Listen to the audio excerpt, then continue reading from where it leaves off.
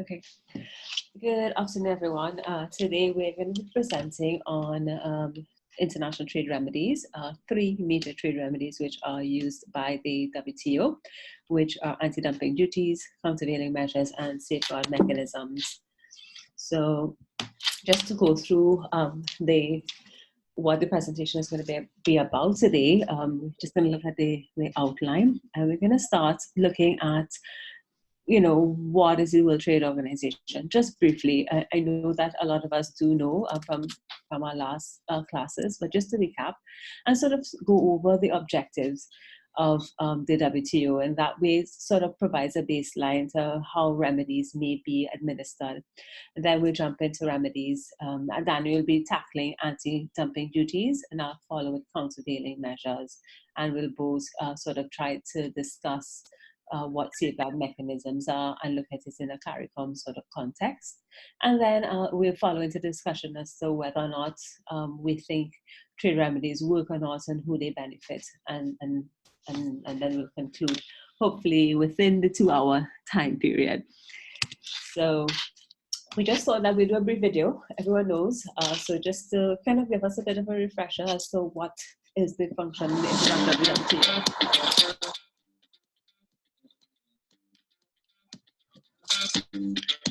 Seriously wonder what rules are for if nobody actually listens to them. We can't deny the majority actually do stick to the rules.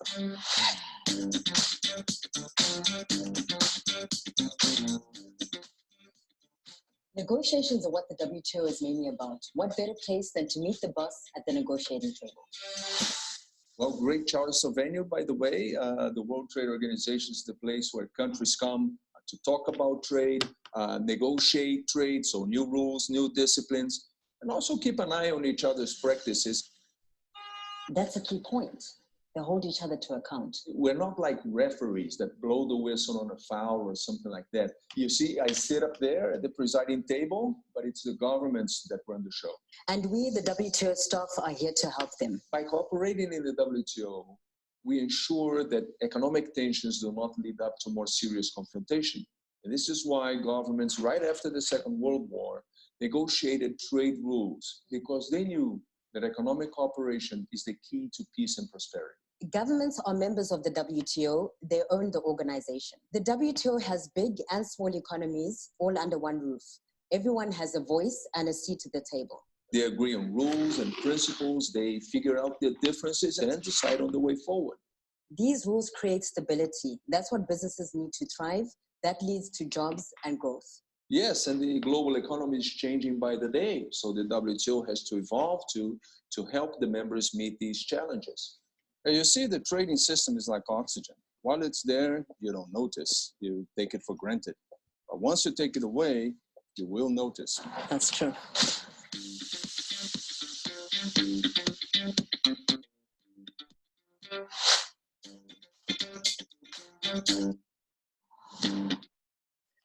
So can anyone sort of remind us of what are the major principles what are the major principles of the WTO?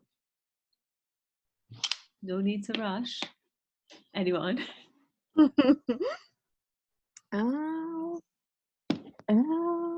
just said non-discrimination.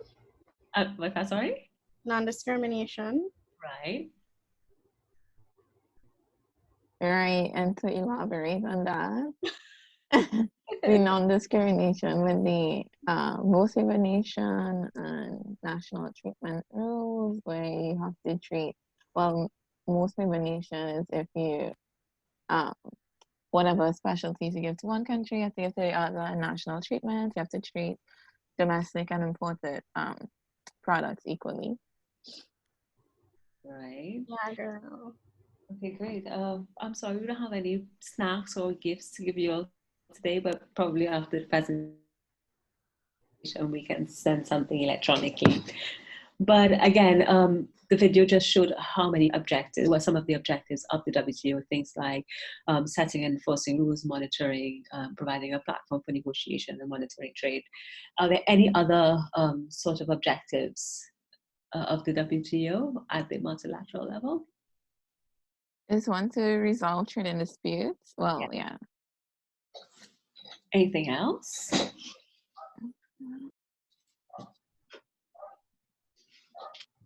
Anyone? Danny, you could jump in. So also it's there to increase transparency in the decision-making process as well. We have it listed here, just four of the major objectives of the WTO. So that we're all very clear of that. And now, because it's rule-based and it promotes free trade, there are some measures that can be implemented by governments to ensure that that objective of free, smooth trade happens. And this in itself is an exclusion to the to Article 1 non-discrimination. So the 3 trade remedies on your screen are what are available to governments to ensure that that trade distortions do not happen. Danny will go through the first one as mentioned, and we're going to jump into it as we speak. Danny, yeah, sorry, I had to rid myself of a bite-sized pest. Okay. Okay. So, yeah. So, as Turkessa would have mentioned, that all members of the WTO are supposed to bring these trade remedies into their national or domestic legislation, right? So if y'all could see, I don't know if y'all seen these slides, but for Trinidad and Tobago, it is Act 11 of 1992. That is the legislation that we have for anti-dumping and countervailing duties, right? That's the act. You can Next one. Yes. Okay, so what is dumping to begin with? And they say here that dumping is, in general, a situation of international price discrimination. If anybody could, tell me what they think international price discrimination means. What they mean when they say international price discrimination.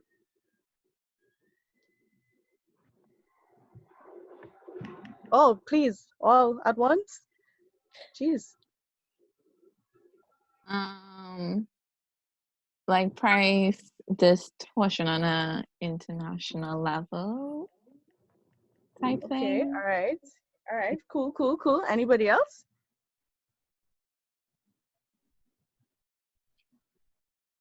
Okay, cool. No need. Okay, so. Hold on, wait. I mean, guys, I think you guys need to help them out. If they're asking for the participation, they're getting greedy on participation as well. So as much as you can, please help them out. So in that regard, can you guys think of price discrimination nationally? Do you see it happening in Trinidad and Tobago, where there is price discrimination? Do you know what that means? Well, Dr. Niles, I could just at least tell them or give them a simple explanation as to what international price discrimination actually is, in order for them to. Yeah, sure. Go for it. Your class. My apologies. Just trying to help out. But go ahead. I understand. No. I'm glad for your help. Sorry. Okay, so that is where the price of a product, right, when sold in the importing country, so that's the country importing it, is less than the price of that particular product on the markets of the exporting country. Okay, so let me try and break it down a little easier so that everybody could understand. So let's say, live example, Trinidad and Tobago. Everybody know when you go to the grocery, there is the clear plastic kind of ghetto New Zealand cheddar cheese, right? All groceries have their version of it. Okay? And then let's say there is Anchor cheese that actually comes from New Zealand, and we import Anchor cheese as well, right? So when we import it, if the price is lower than what is accustomed selling at Uncle Cheese in our groceries. And it's at a price where it's so low that is beneath the price of a like product in our country, which is the ghetto clear plastic New Zealand cheddar cheese. That can be considered international price discrimination. Just So want to interject. I hope you guys understand that explanation. And if you don't, please, feel free. I will Danielle, repeat. just interject the cheese and just to add with the anchor cheese. So Yeah. that happens when the actual price that is being sold at our markets, our supermarkets, Yeah. it is less than what is being sold at the supermarkets in New Zealand. So therefore, the price discrimination comes in across the international border. So if that makes that a little bit clearer for everyone, if not, we can. Is everyone? We can try again. I hope you guys understand, but you guys understand? Nobody? Yes. Yes. Yeah. Yeah. Okay. Great. Okay. So, y'all see the chat because I put comments in the chat. I'm sharing my screen, so I can't look at the chat. Oh, I was just asking, basically to clarify, is it that if the cheese here is less than the cheese there, it's price discrimination? No. Okay, it would be price discrimination if that imported anchor cheese is less than what they sell it, one, in New Zealand, and two, it's less than what is a custom selling for on the markets. So if we import it and we sell it, it's usually sold for about $30, and we sell it for about $15, to the point where the farmers that produce this anchor cheese, it have no profitability, or they're not able to sustain themselves due to that drop in price. If you understand, I hope you understand. I'm trying so hard. Okay, so y'all remember? Okay, go ahead. Yeah. So is it that okay? But wouldn't the price drop affect our like revenue? It can in fact affect our industry as well, and I'll get to that eventually. Okay. I was just trying to give an example so that you guys could understand what is meant by international price discrimination. I don't know if you guys remember, a couple weeks back, Dr. Niles he looked up a YouTube video for us where the milk farmers were dumping their milk in the streets, and y'all remember that? Yep. Yeah. Right. So it's the same concept. It's dumping. It's basically worthless in the importing country. Good? We good? Everybody understand? Yes. Yeah. Okay, great. Woo! Let's move on, shall we? Okay. So the anti-dumping duties was created in the Uruguay round of agreements, and dumping is defined as the anti-dumping agreement as the introduction of a product into the commerce of another countries at less than its normal value. So basically what I said earlier, this is what, so Article 6 is what encompasses the anti-dumping agreement, right? So there you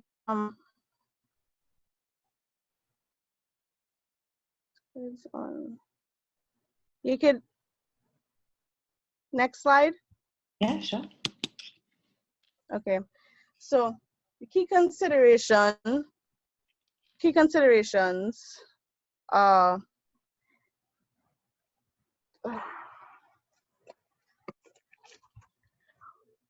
So what?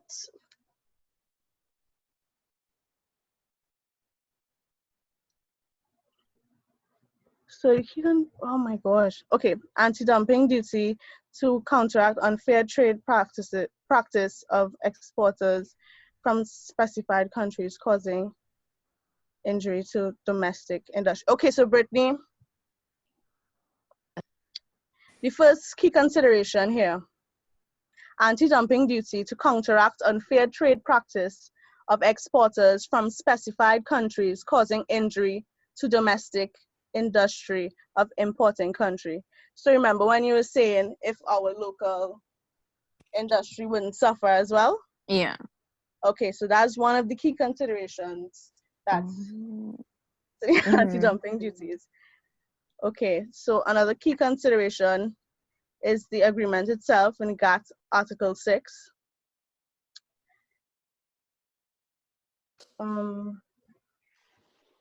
In Article 6, there are certain procedures that need to be followed in order to determine whether or not anti-dumping actually occurred. So that's one of the key considerations when dealing with anti-dumping. Okay, so under Article 6 of the GATT 1994 and the anti-dumping agreement, WTO members can impose anti-dumping measures if, after investigation in accordance with the agreement, a determination is made. So what the GATT lays out is, did dumping actually occur when dealing with anti-dumping measures? So first they have to investigate to come to the conclusion if dumping actually really occurred, if the domestic industry suffered as well, and the link between those two aspects. Everybody understands so far? I have to keep checking in because, as I said, it was. You see in the chat too, Danny, on the I'm not seeing any charts. Okay.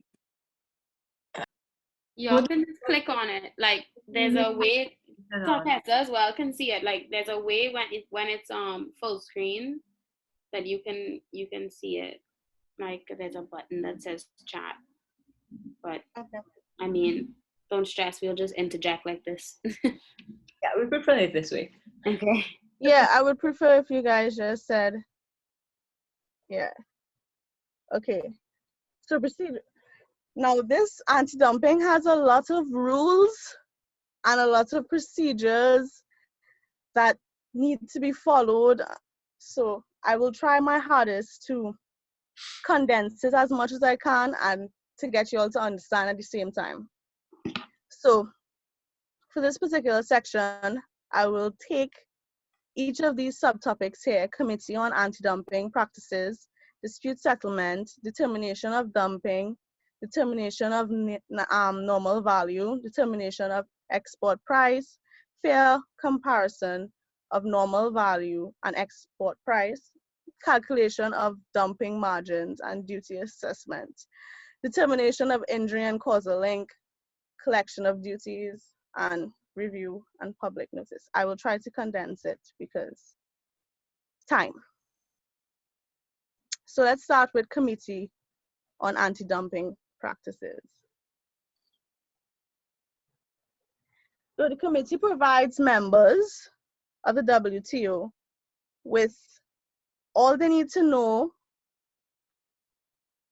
and information needed in order for them to successfully incorporate anti-dumping laws into domestic legislation, right? So that aspect of the committee is sort of like know-how, to give the members the information that they need, as I just explained. I don't know why I re-explained. Okay, so there also is a separate body within the Committee on Anti-Dumping the ad hoc group on implementation, and they focus more on the technical side. So technical issues that may occur during the implementation of anti-dumping measures.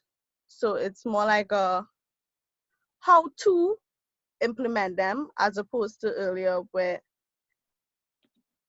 it was a, okay, so what is the steps? This is now, okay, so I'm going to implement these steps. What are all the things that I need to know in order to do so? Okay, quick mention on dispute settlements.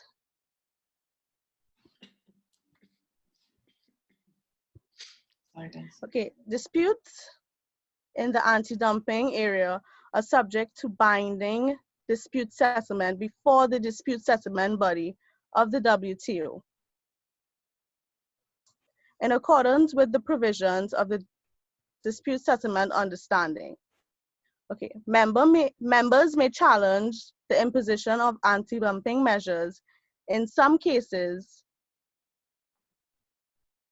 Okay, may challenge the imposition of preliminary anti-dumping measures and can raise all issues of compliance. Okay, so basically, they're saying that, and you'll see later on, I have a few case studies, yay, where, so they basically,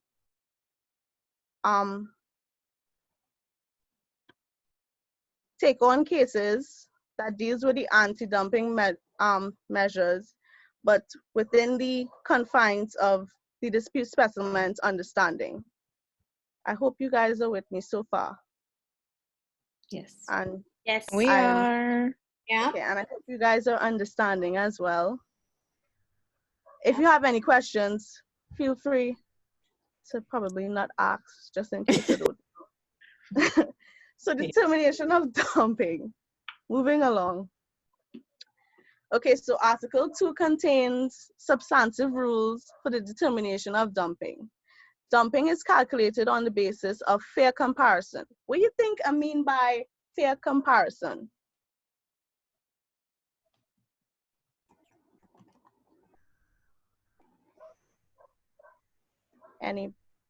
There's something cut off. Anybody under? Hello?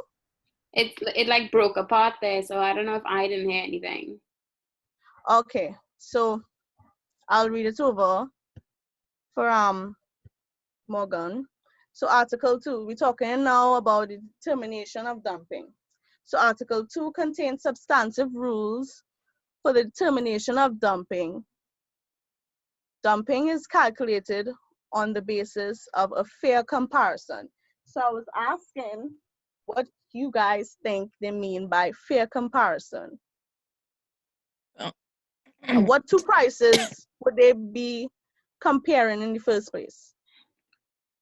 The same, the price that they sell it on in the imported thing versus what it is at the market level. Yeah, that's basically it. That is basically it. So, anybody else want to take a? That was literally what I was gonna say. That was literally what I was gonna say. What's whatever market price they have in the domestic versus what they would like to sell at the export. That it has to be fair between the two of them. Okay, right. You guys pretty good at this. So it's the price of the imported product in the.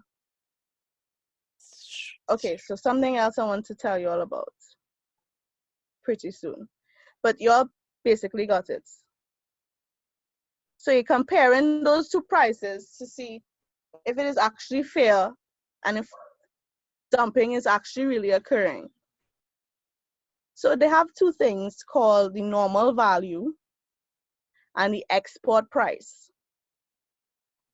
So the normal value, which you guys already know because you already discussed it, is the price of the imported product in the ordinary course of trade in the country of origin, or export. So that is the normal value is the price New Zealand will sell the anchor cheese for, right? And the export price. So the export price is the product in the country of import. So that's the price of the product in Trinidad compared to the price of the product in New Zealand. But they mention here ordinary cost of trade. What do you guys think that means? When they say the price of the imported product in the ordinary course of trade in the country of origin or export. What do you think they mean by ordinary course of trade? Danny, is this course as in COURSE? Like in the course of? Yeah, CO. Okay. So the normal value, as you guys said correctly, I just put the names on what you guys said. So they have names for it. So the normal value is the price of the imported products in the home country, right? So Yeah. what do you think they mean by ordinary course of trade? Basically, just the normal way trade is conducted. Okay. Anybody else? That's a good answer by Brittany, actually. So I mean, just to jump in, Danny, just to clarify, normal course of trade is the usual trade volumes, they trade routes, normal for the importation of that particular product. Yeah. So that and it's usually in a particular period of time. Right. Right? So it's the price of the imported product. So the price of the anchor cheese, when you factor in certain things like the profits and the sales and a whole bunch of other trade terms. So when you factor in all the facets that went into making this product during the trade period, so it's that price that was given during that period of trade. If you guys understand, I hope you do.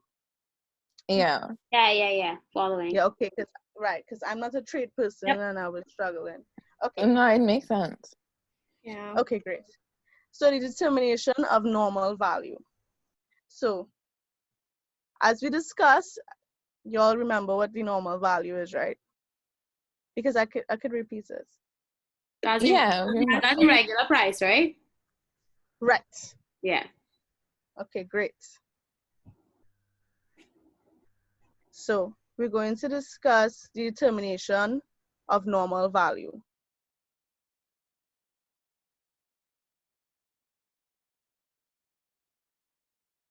So since we already know what it is, I'll just go into the sales in the ordinary course of trade.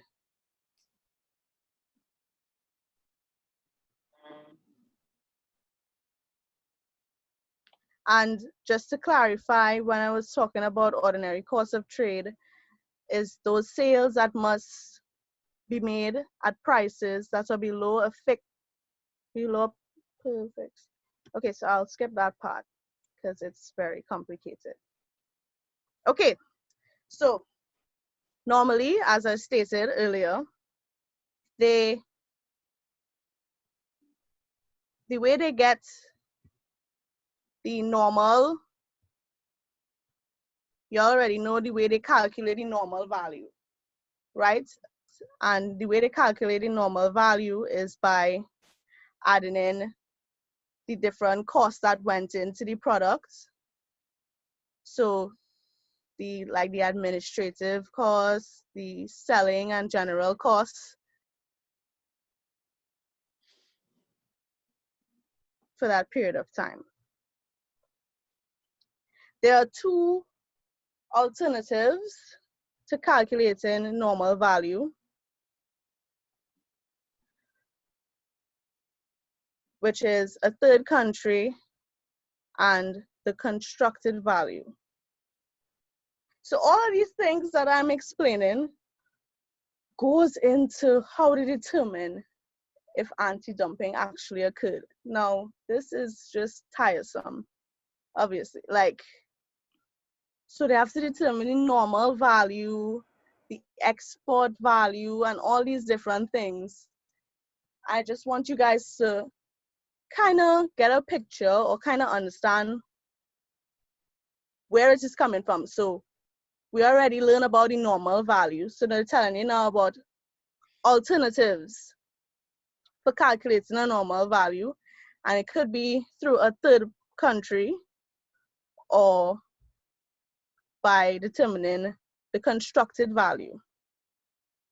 So a constructed normal value is based on cost of production, the selling, and the general expenses and profits, and is referred to as the constructed normal value. Why did this repeat itself twice? The rules for determining whether sales are made below cost also apply to performing a constructed normal value calculation. The principal difference is the inclusion of a reasonable amount of profits. Okay, so for the normal value, they didn't take into consideration the profits that the person might have made. But in constructive value, they add that in as well. And I don't know if you guys need me to go into third country price or if it's kind of self-explanatory. So I just want to ask if you guys have an idea of the third country price being a substitute for normal value. Oh gosh, I hope you guys are understanding. Anybody? No, I understand so far. Yeah, I understand as well. Okay, great. Okay, so the interest of time, we're just gonna go in quickly to determination of export price. And the general rule is this: the export price will normally be based on the transaction price at which the foreign producer sells the product to an importer in the importing country. Y'all understand that? What do you think that means? Danny, can you repeat it again? Okay, I can definitely. So the general rule with determination of export price is the export price will normally be based on the transaction price at which the foreign producer sells the product to an importer in the importing country. So that's like, let's say it have a big chain. Let's say Massey. No, who's a big distributor in Trinidad and Tobago? Answer Macau, Massey. Okay. So let's go with Answer Macau, right? So let's say Answer Macau imported certain products, and they now gonna sell that to smaller businesses. So everybody understand so far, Yeah. right? Yeah. Okay, great.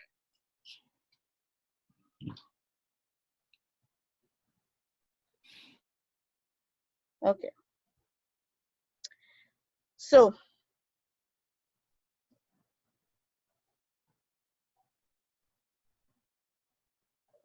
the expectations with export price. There may be no export price for a given product. For instance, if the export transaction is an internal transfer, or if the product is exchanged in a barter transaction. You all know what barter transaction means? Yeah, so basically they would exchange a good for a good instead of for money. Great! Y'all making this so nice and easy for me. Cash Thank at me, you. girl. Cash at me. Okay, you're so smart. You're smart. You're smart. Okay.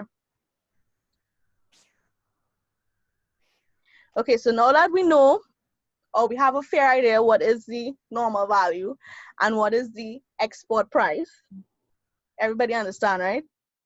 Okay, great. So I didn't wait for you guys to say anything. We're gonna head into the fair comparison of normal value and export price, which we already have like a solid understanding of, because we said what the fair comparison entails, these two values, these two prices. So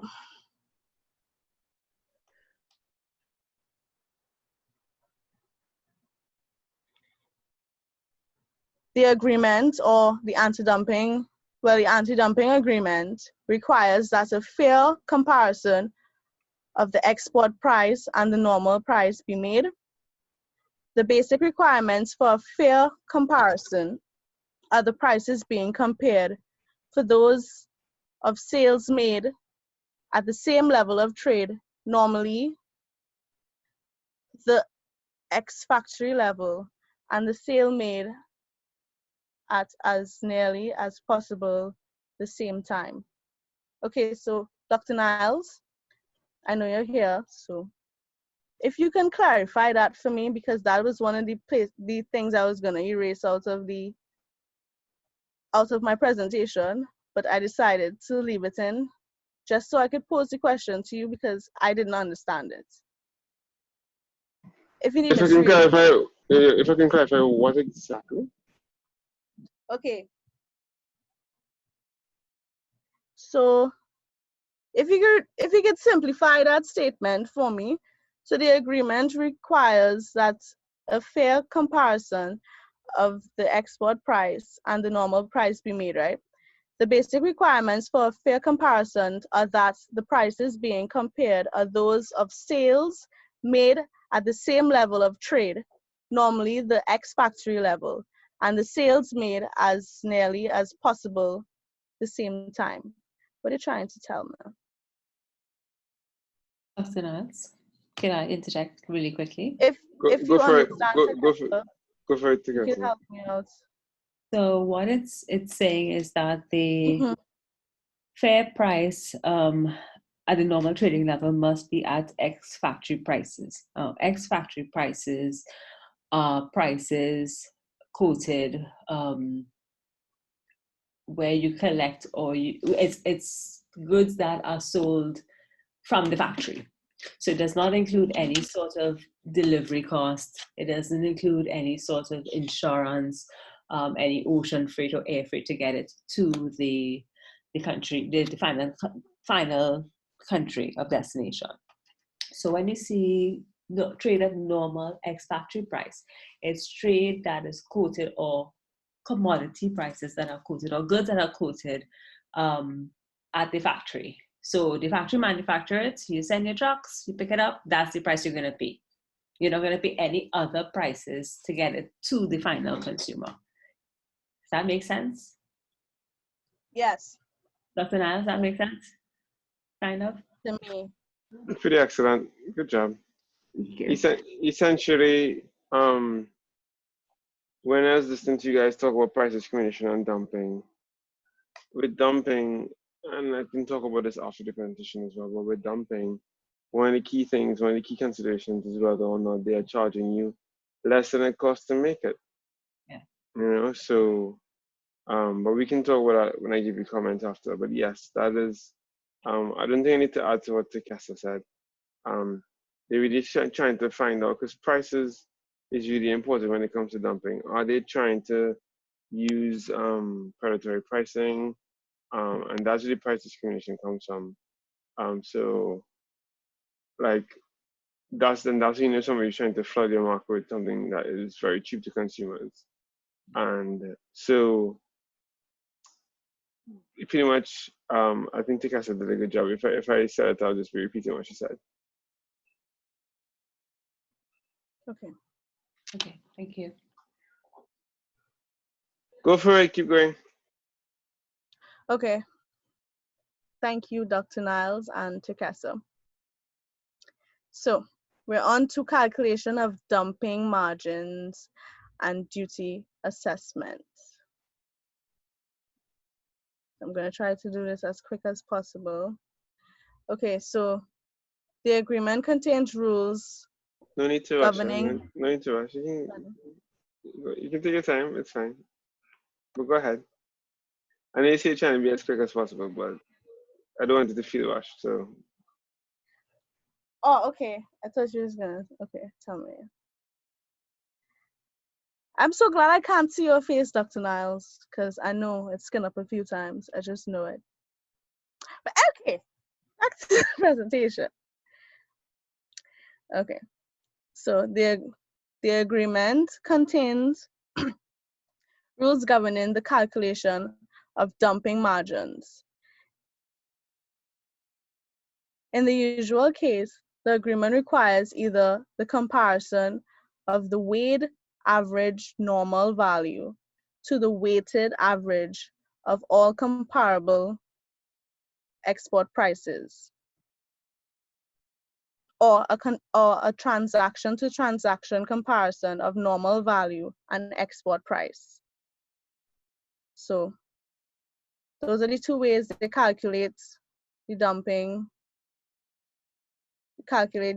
margins, basically. If you guys are confused, please let me know. Okay, as it pertains to refund and reimbursements, the agreement requires members to collect duties on a non-discriminatory basis on imports from all sources found to be dumped and causing injury, except with respect to the sources from which a price undertaking has been accepted. Moreover, the amount of the duty collected may not exceed the dumping margin, although it may be a lesser amount. Turkessa. Hi, Turkessa. Turkessa. Sorry, Danny. Nobody here. It's okay. It's Yes. okay. I was just wondering if you heard what I just said. I was listening, yes. Okay. Do you understand what is meant by that? Could you repeat it so that I can go over it again? Okay. I'm only asking you because you're very knowledgeable, and I didn't quite understand it.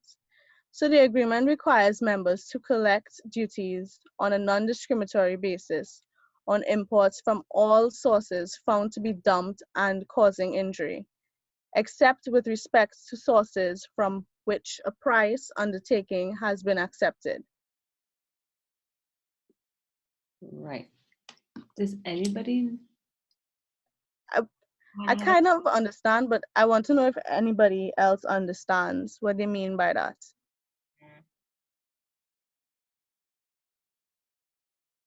Anyone? Dr. Niles?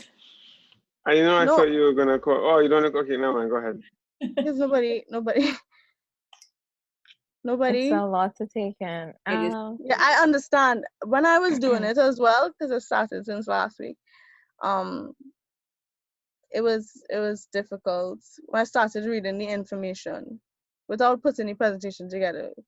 It was very difficult to understand. So I understand, and that's why I keep asking you guys if you all understand what I'm saying. I understand what you're saying. Okay, it's just great. Yeah, it's just like each it's section is like a lot. Yeah. Yeah, it is. So okay. I mean, maybe you can go very slowly so that you are sure that you and the rest of the class gets it. I think Kiana was gonna say something there. I think I heard her voice, but I think you wanna go over it just slowly so make sure everybody can understand.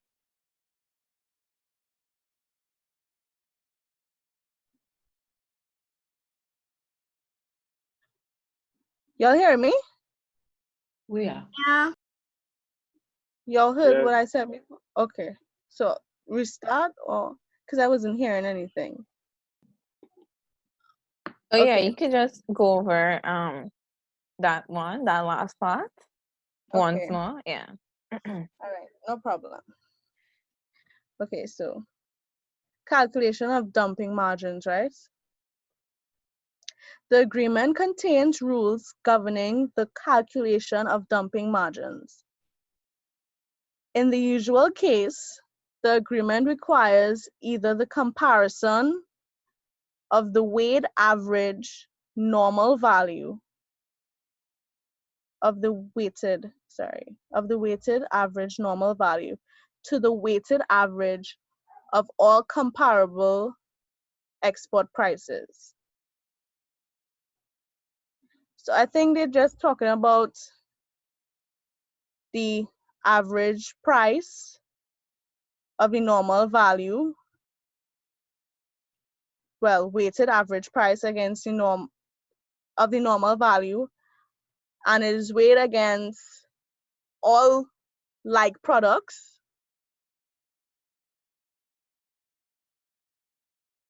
export prices. So all products like that particular product, all the export prices, and anybody could like interject if you think I I'm going understood that one. a little off course. I think I understood it. So, Okay. Anybody else so have it's a problem? just you just wait. Wait. Let's take your time. I think maybe Dr. Nile should probably try to clarify because I don't understand that one either. Okay, so as we're trying to tell you, they're comparing the price of the normal the normal value average. Okay, y'all understand that? So the average of the normal average of the normal value. And they are The normal comparing it value. with So the okay, so we're back okay. with normal value and export prices, right? Okay. So the way they calculate it is they're using the average normal value, because y'all know what the normal value is already. We went over that earlier. Yes. Okay, and y'all know what the export price is. So they're weighing that against all comparable. So when they say comparable, all like products, the prices of all the like products would be the export prices, right? Now, y'all, please. And so they're basically comparing the two. Yeah. But they're using the averages. Okay. Okay, got it. Okay, great. Woo! Thank you guys so much.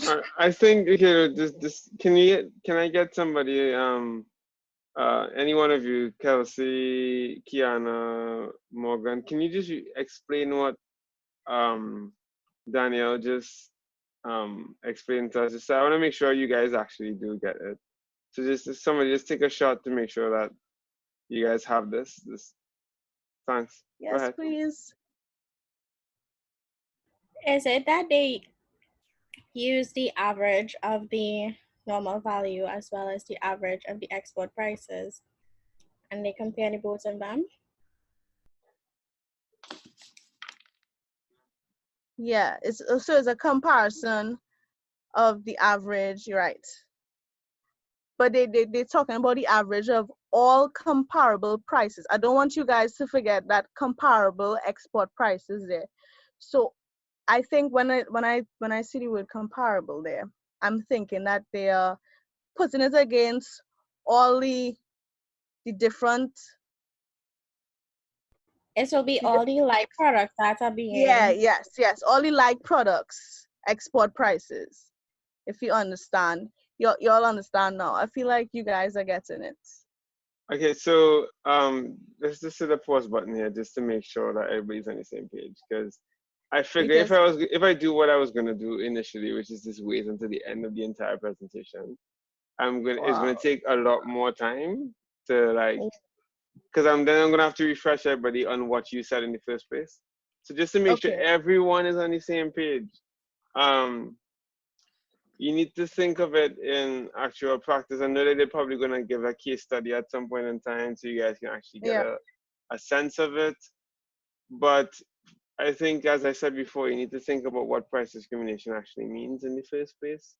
In your own mind, make sure you have an idea of what it is. And in economics, the example that my economics teacher used to use was, he used to say, you know how courts used to, I can't confirm or deny definitely that this was done, but you know how certain, I should not call any store names, certain appliance companies um, would like charge the Westmoreland branch one thing and charge another branch in another part of the country something totally different.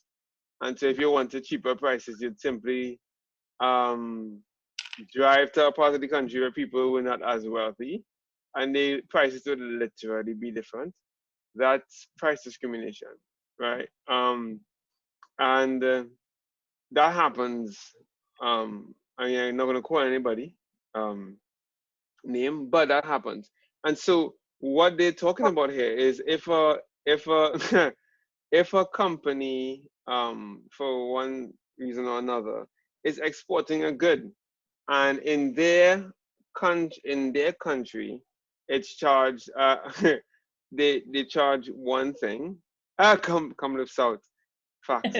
um so in one country they um they they charge one price, but they come to your country and they realize they're a bigger company, you know, and than everybody else in your market, and they can afford to charge you even less than they spent to manufacture it, just to drive everybody else out to the market. And then when everybody else is out to the market, they just increase the prices.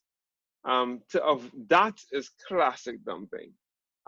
That's when they make a product so dirt cheap that that no one else can compete. That is the classic. And I mean, I'm not gonna give too many examples because I know that um, that Turkessa and Danielle are gonna be all over that shortly. But that is the reason why they look at like products. So if you look at, like, there used to be something called classic cola. I didn't even know if classic cola is still on the market or Yes, it not. is. It's Oh my $2 cola. gosh, Lord. So people were really skeptical about whether or not what the actual price of that thing is in the actual market, because I mean it's so dirt cheap that our local manufacturers are very skeptical. But in order to prove it, you have to go back to where it came from and actually see whether or not um, whether or not they are charging less for it here than they are in their own home market in order to establish a dumping is taking place. But how they would do that is that they'll compare it to Coca-Cola and Solo Cola. I can't remember what Solo Cola is actually. I think it's just called Cola actually for Solo. And then all the different other brands of Coca-Cola, they would then, not Coca-Cola is a brand, but they would just compare it and they'd find out whether or not it is dumping or not, because they need to compare it to similar products. But that's what they do. And I mean, at the end of classes, there are more examples. And to answer the person's question, in Trinidad and Tobago, we have a Fair Trading Commission. And one of the things that they do is monitor these kind of things domestically. And I think I will take my leave there because it is so funny. Sorry, it's so funny that somebody's screaming. And the thing, Dr. Nez, do you remember the $1 carb? One, I do not drink alcohol, and two, I am certainly not that old. I can't remember paying $1 for anything like that. So yeah, I don't know, yeah, about that. I don't remember when the caravan that start carb thing. I'm pretty sure that that's true stories. But predatory pricing is a very real thing, and that's why we have a fair trading commission, right? And so when you hear her talking about when you hear Danielle talking about these different entities, when you hear her talking about having to compare it to like products, this is why. And as I just said, somebody says ask again, who do you report it to? It's the when you think somebody is practicing predatory pricing, you can report it to the Fair Trading Commission of Trinidad and Tobago.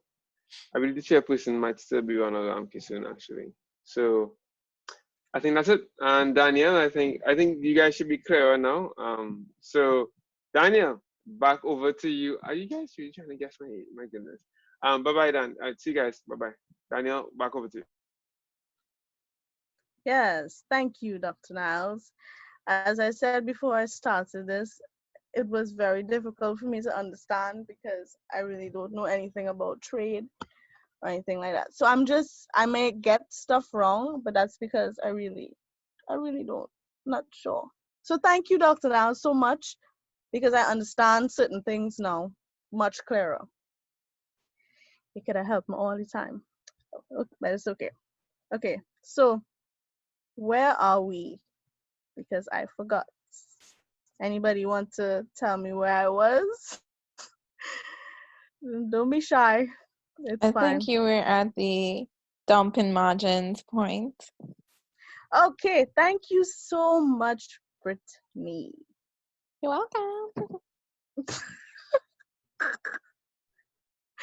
I think Dr. Niles did a good job, and Turkessa as well, as clearing that up so that we can move on to fair comparison of normal value and export price.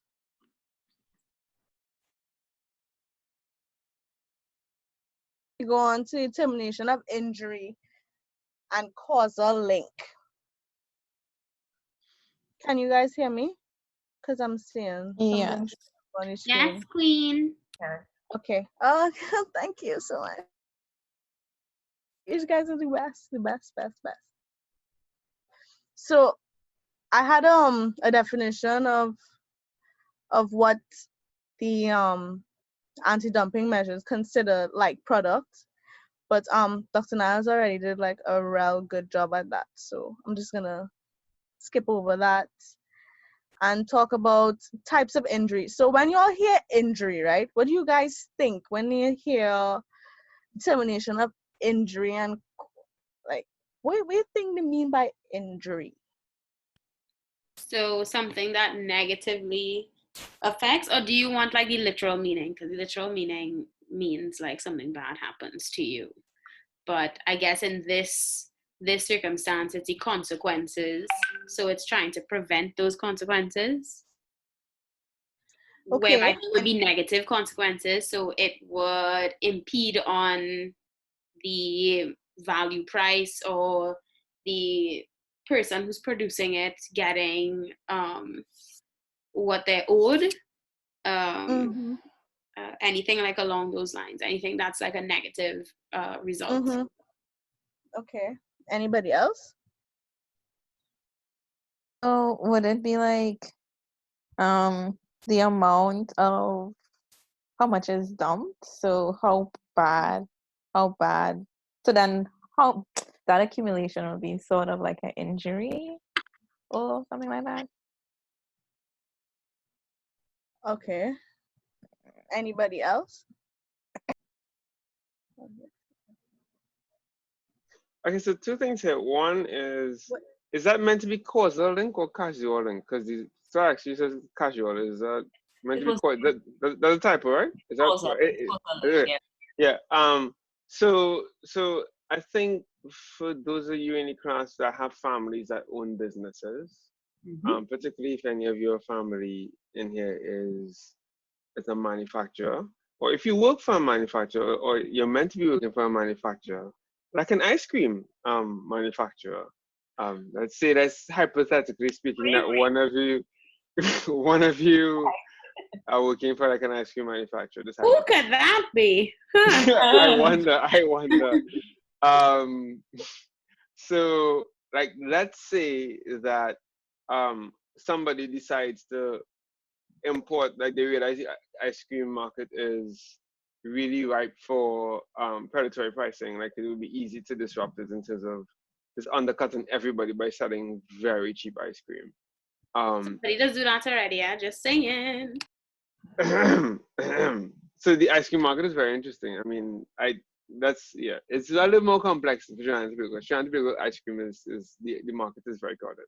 But that said, let's say somebody wanted to like dump ice cream in our market by making it that dog cheap in Trinidad below the cost of production. What would the injury be to the employer of this person in our class? How would you go about calculating? How do you go about this using your own sense, like using your own experience, or like like without the book knowledge? Like if I told you that somebody was trying to undercut somebody's employer by selling their product much cheaper, how would you calculate the injury to that person, and then how would you link it back to what the person was doing? You sort of look at the reduction in your sales, the revenue. Yeah, loss of consumers. So as Turkessa was saying, they lost in your sales. A loss in your sales and a loss in production. A loss in, you're gonna have more overheads than you have income. So you'll end up finding yourself in debt. Then you have to probably shrink your production so you won't have as much product to compete with the with this competition, and they'll end up basically kind of pushing you out of the, in this case, pushing you out of the freezer space. Very good. That's an excellent. I mean, so if you wanted to calculate it down, like you would know like what that would actually be like and what a headache it would be, like how much effort it would take for a business to then actually say, actually, this is the impact of having a dump to get on the shelf. This is what it's doing to us. I've had to lay off this amount of people, or I've lost this amount of sales. I've defaulted on my loan. This is how much of interest rates I've had to pay from the bank. I've had to decommission this part of my factory because I can't keep up production anymore. The machines are now rusted. The machines are no longer working. I had to fire the person that was working on the machine. That's how you kind of begin to really determine injury, and it will be specific in every single case. Is this kind of getting clear in your minds? Like for those of you, well, I think for everybody, is this example helpful for you guys? Yeah. Hello. Yes. Hello. Okay, cool. And I mean, I think the same thing. I mean, Kelsey, you're well quiet, but if Chinese could manufacture steel pans, then Gil will find themselves in the same issue. But thankfully, they can't manufacture steel pans like that. But anyway, go ahead. Yeah, so back over to you, Danielle. Yeah. Okay, so he basically explained that whole part. Oh, no, but Danielle, you can still go ahead and explain what a dumping margin would be and the duty assessment part. I don't think we've actually touched on that yet, so you can talk about the dumping margins and then how the dumping margins contribute to the injury and all kind of stuff. So you can, that's all you, go for it, knock yourself out. Pardon? I moved on from dumping margins. Would you like me to revisit it? Well, you kind of. Okay, fair. Okay, go ahead. I thought you wanted to still kind of explain how you calculate the dumping margin itself. But yeah, I know I was just talking about the determination of injury. I wasn't sure you were finished with the dumping margins. But yeah, you can. Sorry, back over to you. I'm done. Bye. Okay, so if we go back to the dumping margins, thank you, Dr. Niles.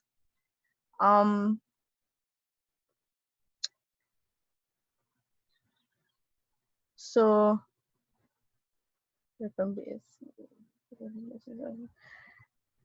I kind of flustered. My apologies.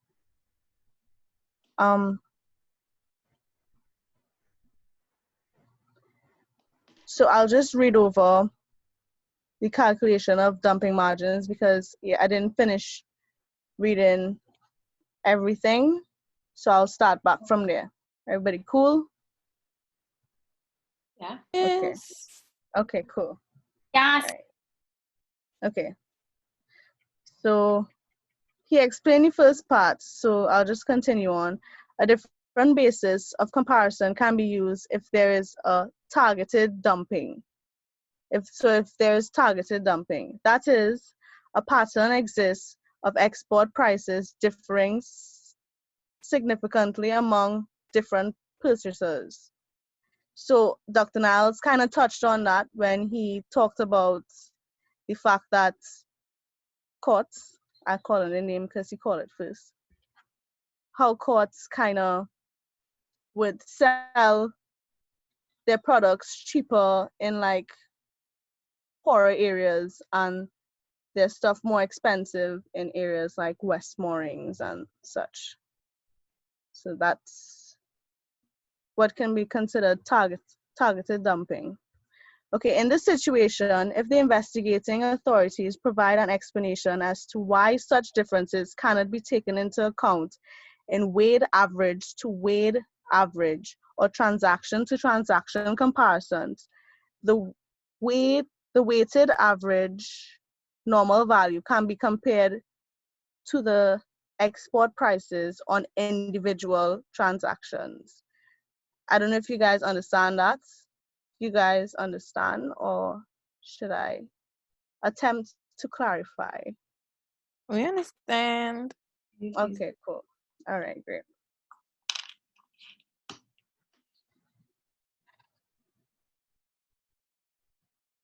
So that's how you calculate the dumping margins. So just gonna touch quick on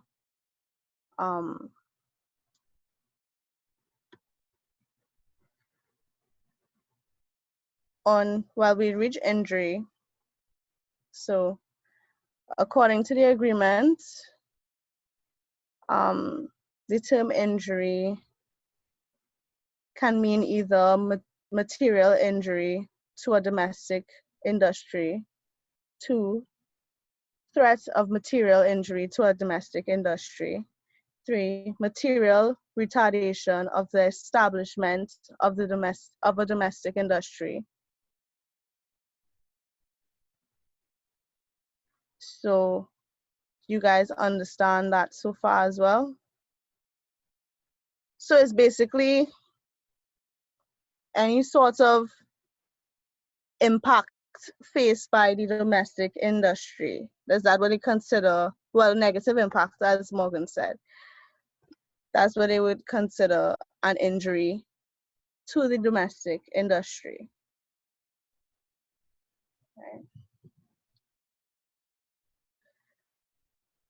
Right. Okay, so I feel like I have to skip stuff because of so much time I'm taking up. It wasn't initially supposed to be this long, but. Yo, you have until 8 o'clock. Calm down, you'll be all right. You'll be okay. You're doing well.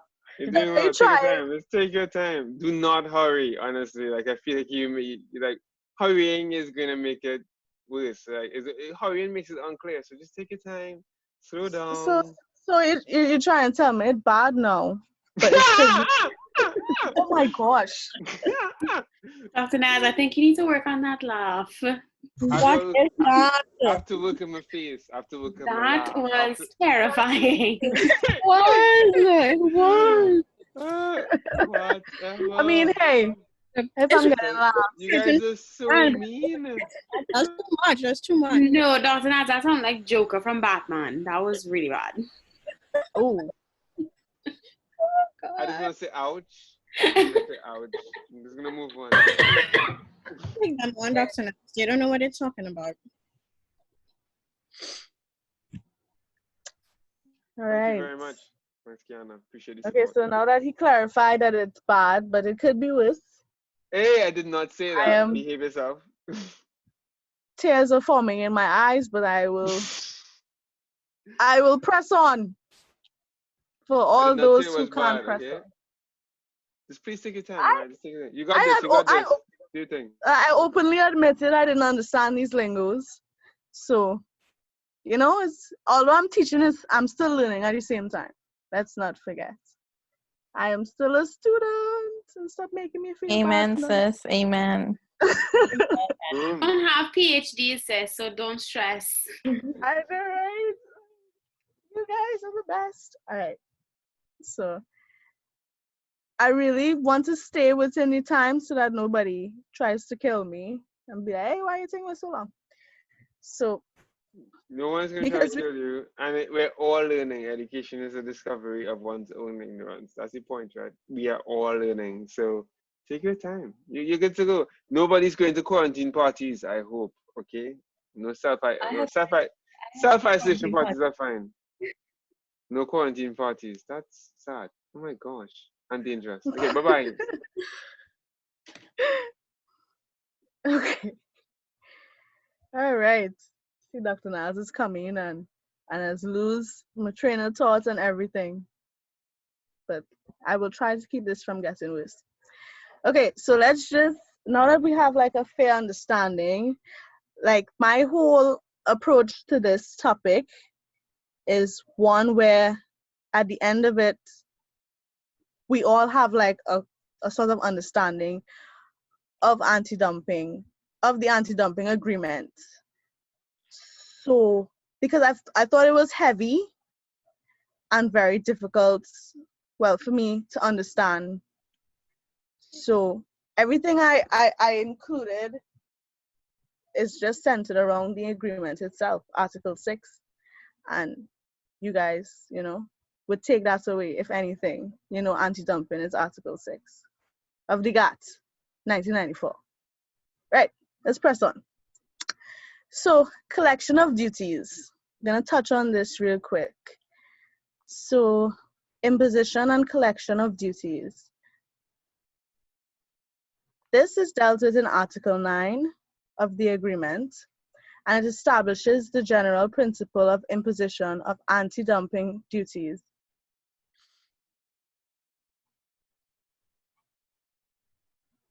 So it's saying that the imposition of anti-dumping duties is optional, even if all the requirements of imposition have been met.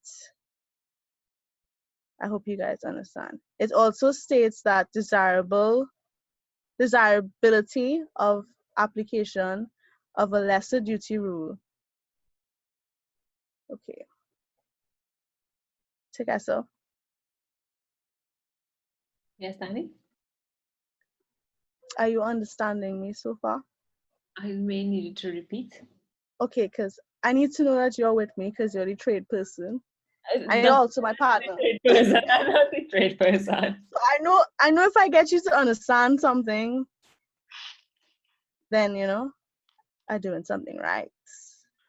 Because you're my group member. So, imposition and collection of duties. Yeah. What? Okay, so Dr. Niles, I know you had to help me a lot today. And if I could just get some clarity on what exactly they mean by the collection of duties, because they didn't clarify it. Dr. Niles? So you said imposition and collection of duties, right? So yes. So and this is kind of like, I think maybe Turkessa is going to touch on this when she talks about countervailing duties, which is when someone breaks the rules. Right. One of the weapons that you have against them is to charge duties. On their goods coming in. So if you feel like they're undercharging for their product, one way to bring that price all the way back up to the consumer is use duties. Okay, so yeah, go ahead. If I understand this clearly, is the exporting country who is experiencing anti-dumping, right? No, it's the country that is having the product imported. No. So think of it this way, right? Think of Okay. it from a product perspective. Again, think of yourself as a businesswoman. Like, Okay. and you're selling something, if you're selling soaps or hair products or whatever, right? Mm-hmm. And all of a sudden somebody is selling the same product of a similar Mm-hmm. quality, that is less than half the price of yours.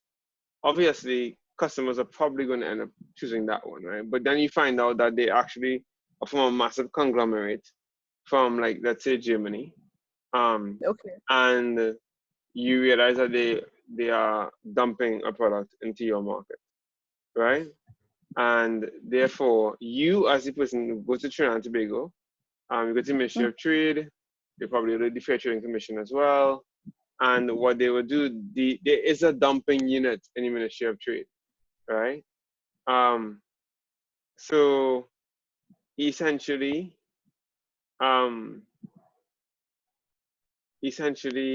what this seeks to do, or what you will seek to do, you are in the country that is receiving the imports. That is receiving the exports, right? So there's a country Okay. that's sending the exports. So the country that's sending the exports, in this case, is Germany.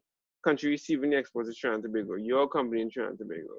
Because the government realizes something is wrong, they raise it, WTO or whatever, and then they have, let's just say they decide to take action, they have clearance to impose duties on Germany on specific product lines, right, to repair the damage done. And so instead of their soap being very, very cheap in Trinidad, they can then charge Yeah. a duty that will bring the price up, Okay. so that your soap will be the same price, or even your soap will end up being Okay. cheaper because they charge this duty that makes it far more expensive. And just to add to what Dr. Niles has said as well, they also have to determine what the margin is, the dumping margin. Exactly. Right. Before they can even levy the actual duty for the product. So they're going to have to determine what is the normal price against what is being imposed by that particular country, to determine the margin. And then they will sort of uplift the product that's been imported to meet that of what is being sold in the domestic market. So then it makes it fairer in terms of the application of duty, if that makes sense to anyone. No. It Yes, makes I sense to me. understand. It does I make sense to understand. me. I understand as well. I think I'm kind of So, glad I did this now, this particular topic, because had it been before, I would have been lost. But because I read the entire WTO document a good couple times, and so that when you guys talk, it kind of clarifies some of the stumbling blocks that I had in my mind. So I understand. what everyone also keep in mind is that one of the mandates is for free trade, yes, but also for fair trade. Mm-hmm. So these trade remedies sort of promote that sort of principle. Yeah. Yeah. Okay. Everybody understand so far? Yeah, I do. Okay, great. Yes. All right.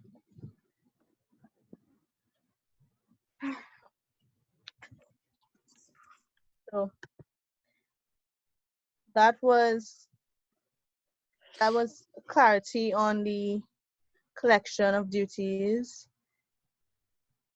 So as explained perfectly by Dr. Niles, and I hope everybody got it. I don't want to repeat just in case, but I know you guys say you got it, but I just want to repeat just in case of anything. I hope that is okay. So what he basically said is the collection of duties, so the imposition of collection of duties is if, from what he said, is if you had a local business of like making leather bags, and they imported Isaiah. I'm sorry. One second, please. It's just give me like a quick second. I thought it was on the other Isaiah. I know, right? I was like, Acha. You know he omnipresent. I was like, oh my god, he here too. Exactly. Oh, that is hilarious.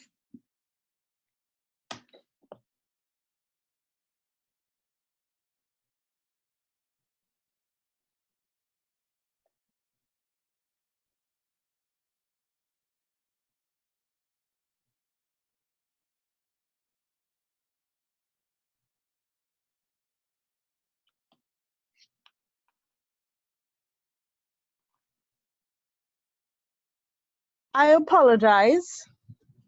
That's okay. You guys, if you guys can avoid children, please. A PSA.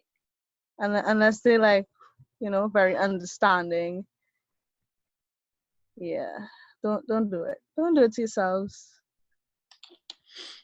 So yes, as I was saying, I got from that what Dr. Niles was explaining is that, okay, so your country imports leather bags as well, and these leather bags come from this massive company, and so they sell at a lower price, and consumers usually just go for the more affordable or the lesser price, and you end up losing out.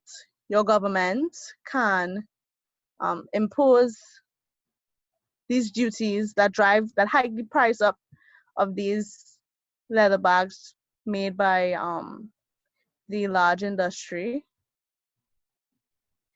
and to even like bring it up to the level a price of yours or even above, so that you could, you know, catch yourself. That's what I got from it. I hope I did that a little justice there. So I want to quickly, because just now how Turkessa has to come on and I've taken up a lot of time. So quickly, I just want to get into the collection of duties. Was that what I just did? Anybody can I help think me? so. Yeah, I did. I'm sorry, you guys. The kitty came in and disrupted the whole flow. So review and public notice. I'll just move on to lastly, review and public notice, so that y'all can get into your lovely case studies. Yay. So Article 11 of the agreement establishes rules for the duration of anti-dumping duties and requirements for periodic review of the continuing need, if any, for the imposition of anti-dumping duties or price undertakings. So what I gather from that is that the duration, termination, and review of anti-dumping measures. So once anti-dumping measures have been put in place in order to bring like a fair level between the prices of the normative value and the export price, to bring normalcy between those two, well, a fair advantage between those two, then the impositions, okay, so they review it to ensure that it doesn't happen again, or if it needs to be continued for yes, another period. I don't know if you guys understand. I hope you guys understood what I just said. Does anybody need me to repeat? No, I think I got it. No, it's all good. Okay, great. Requirements respond to the concern raised by the practice of some countries of leaving anti-dumping duties in place indefinitely. So we all know what that means, is that they continue unfair practices even after the anti-dumping measures worked. They continue doing it. I know you guys understand that.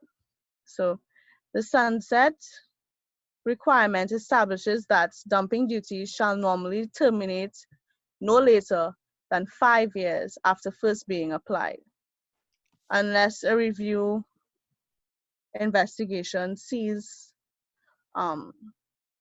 decides that, okay,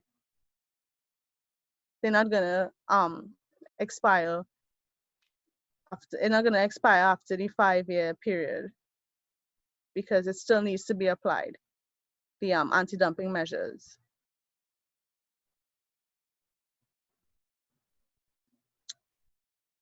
So, public notice.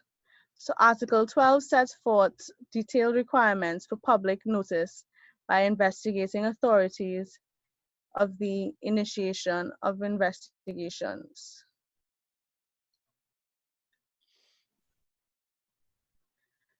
So these are detailed rules, like a sort of rule book for, or a sort of like, a sort of, not rule book, but you guys, oh my gosh, I'm stuck. Okay, there's a sort of requirement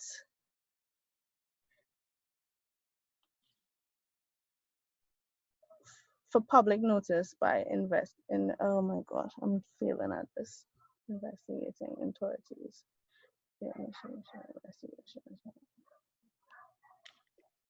So, okay, so Article 12 basically sets out a detailed description of what exactly happened during the investigation. Nothing too complicated, something that we all could understand, just in case you need to know like all the facets of anti-dumping. So I hope you guys are still with me as we go on to your case studies. We are. Turkessa. We're here. Okay, great. So you pick anyone. Just pick one. Thanks. I say y'all could pick anyone. Trini. Sorry. Okay. Just faster. Do we have to look it up? Of course. That's the best part.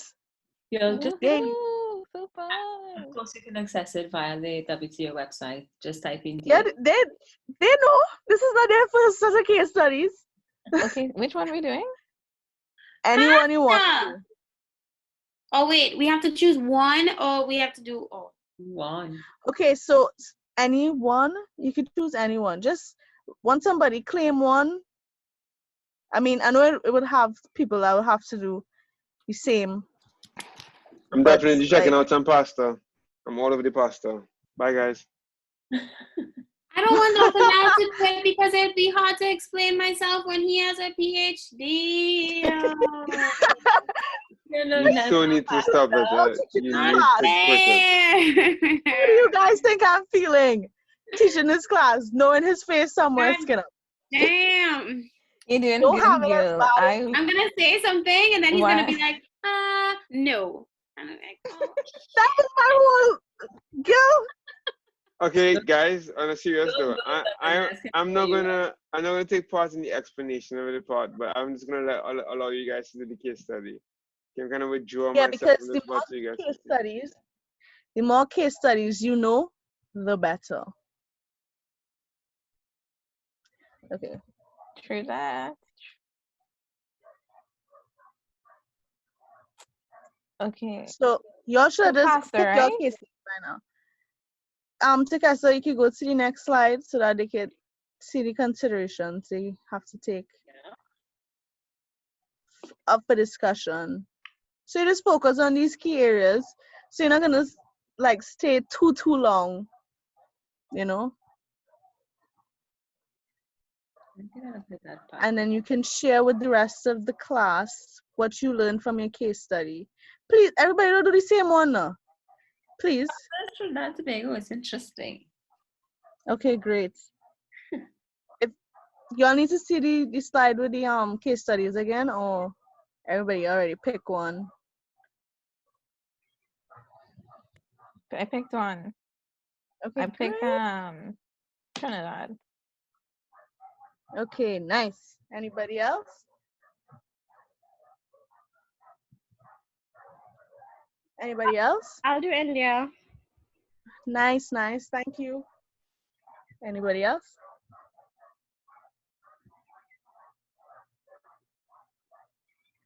Actually, Come on. I'm gonna do that Colombia French fries thing.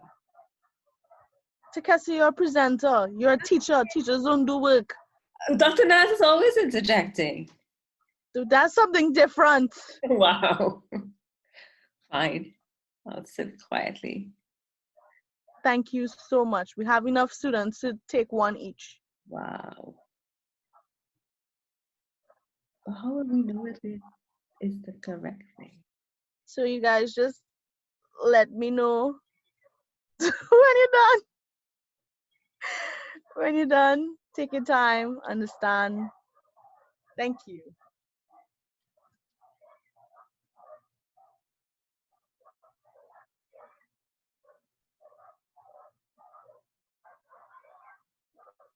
Danielle, Yeah. do you have any of the links for it?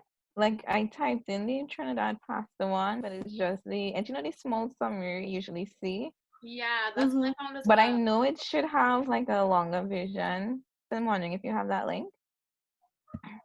Just I will be in the original. 1 second now. Fine, it's buena.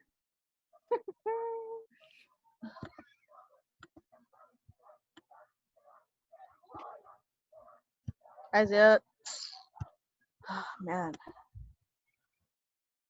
There you go. Turkessa puts it in. Oh, yes, queen. Muchas gracias. Wait, that's the same one I'm looking at. They don't have like the result. Why are you laughing? I don't know. I don't know. I don't know why I apologize. But this one is really short. I think this is the same one Brittany and I are looking at. That there's not a lot of details. Well, you can choose one of the others.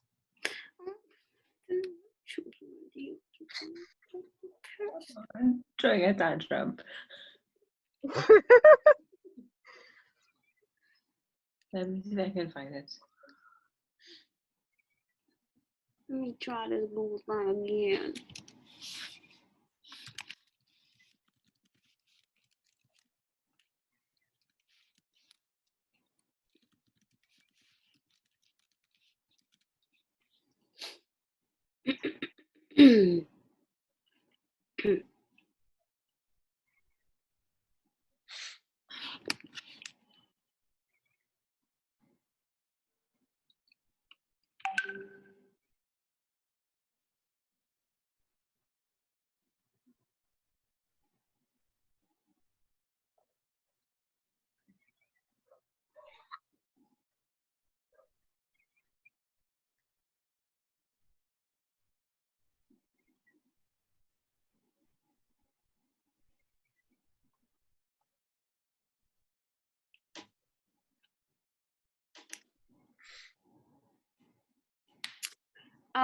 Turkessa or somebody, the Trinidad and Tobago law Ministry of Legal Affairs has an article on it.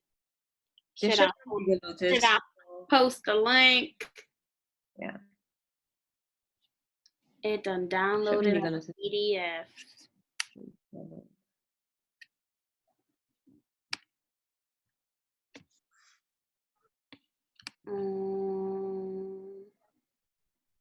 Copy link. If y'all just type the DS and the number, it'll come up on the WTO. Yeah, I tried that, but it's Yeah, still but it's sent me very back to the short thing. yeah, I'm not getting a long one like the Long other. one. It don't have a link at the top of the page to the long one. Nope. No, Oh, like how the environmental ones were like yeah, because I long got and the one thing. on, yeah. Okay, all right. I put a link there to the Yeah, but whatchamacallit, and you see legal notice. yeah. 3rd of December 1999.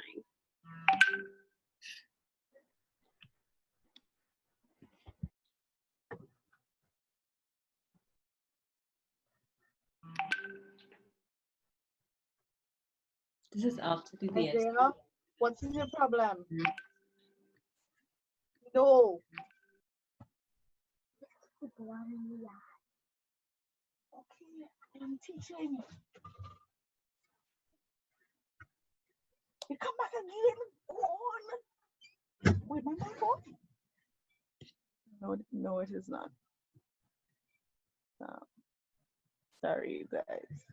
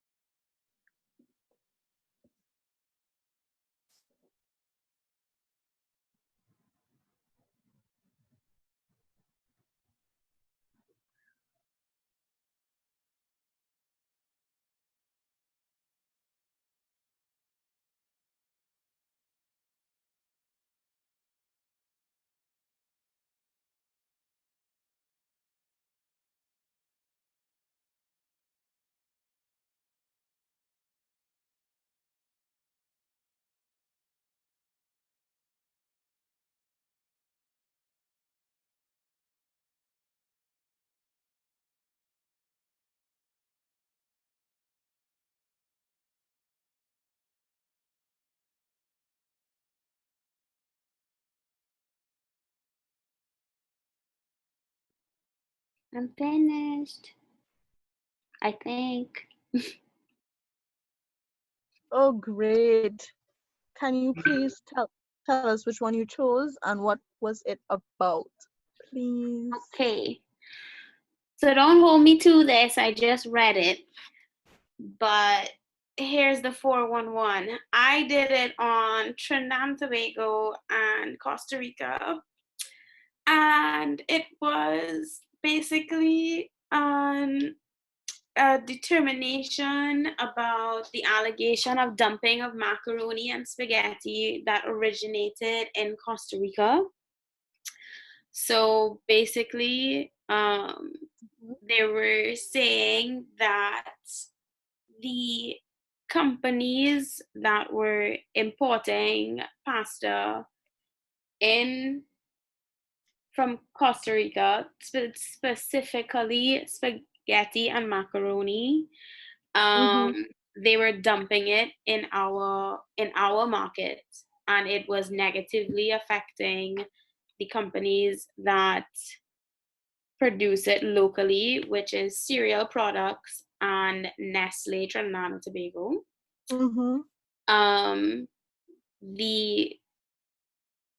The official complaint provided evidence of dumping of the said products and of injury, which was considered sufficient to justify the initiation of a proceeding. And then during the proceeding, there was like basically a whole set of bacchanal, and they tried to establish bilateral negotiations between the governments of Costa Rica and the governments of Trinidad and Tobago, and then they said no, and they went ahead with doing it through the WTO and the anti-dumping legislation. And basically they said that they how they found out that there was dumping was that they investigated what the normal value was, and they looked at the prices of how much macaroni and spaghetti is purchased at in Costa Rica, and versus the normal value for both of the products was adjusted to arrive at an estimated price in Trinidad and Tobago. So the export price was lower.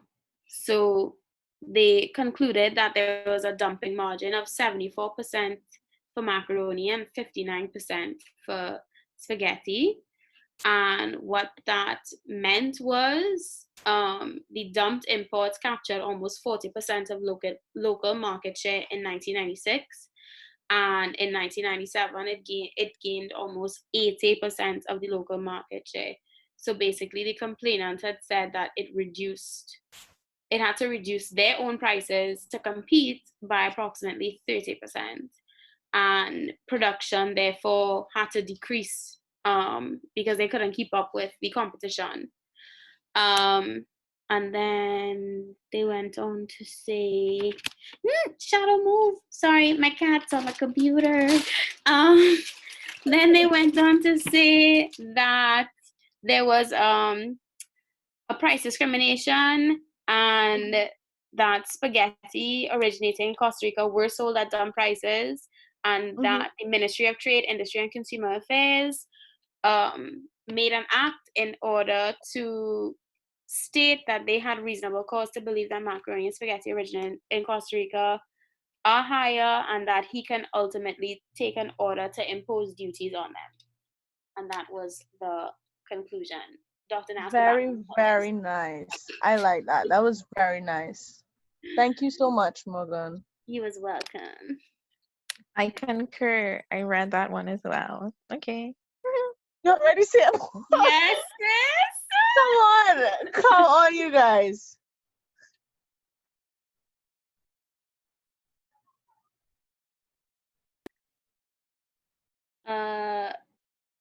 Oh, I don't know if you all saw, but Dr. Niles asked if you could go back one slide.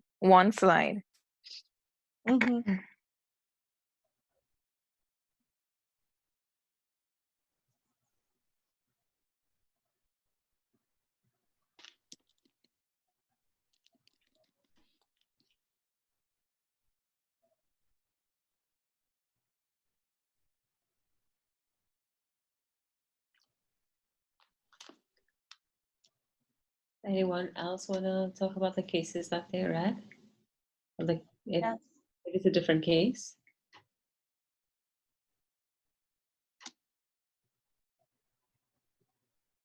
Kiana? I was not about to call her name out. Anybody else read any of the different ones? Kelsey with us? Sorry, I had my volume down because I'm not finished. Oh, okay, sorry. Okay, no problem. Kelsey, are you with us? Yeah, she said she's here.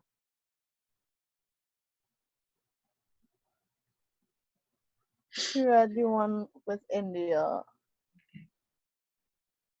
Okay, so both of them did the same thing again. Okay. All right. Well, I guess it's whoever want to take it on first.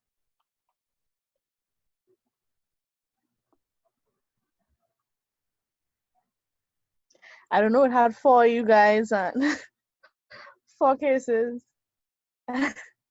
Great minds think alike. That is what happened. Um,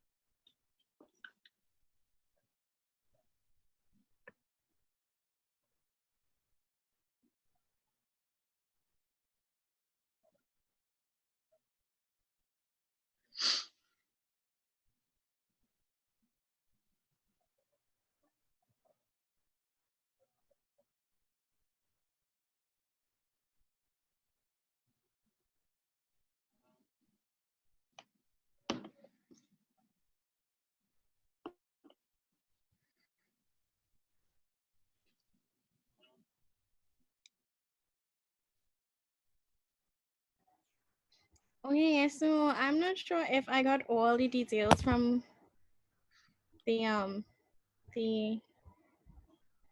the link, the WTO website or whatever. But y'all hearing me? Yes, we yeah. are. Okay, so basically, Bangladesh complained about a dumping measure by India on the imports of lead acid batteries from Bangladesh, and Bangladesh was concerned about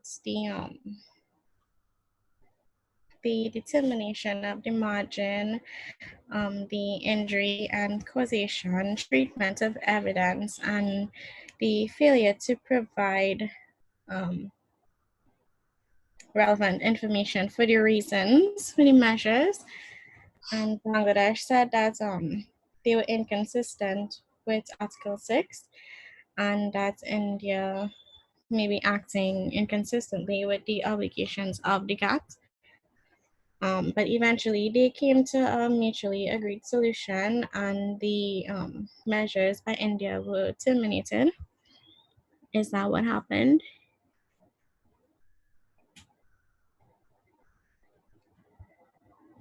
Hello? Hello? Yeah. Well, basically, yes. Okay. I didn't read that one. And I'm sorry about that. I honestly didn't read that one particularly. So in a way too, that's why I thought like everybody was gonna take one so that we could all like Because with this one, it said, well, it has that the measure by India was inconsistent with a whole bunch of the articles. It was like 1, 2, 3, 4, 5, 6, 7, 8, 9, 10, 11, 12, like about 30 of them. So I don't know what those articles say. I don't know how much time I'll have to read every single one of them. Well, if you like, okay, so you started talking, right? I went through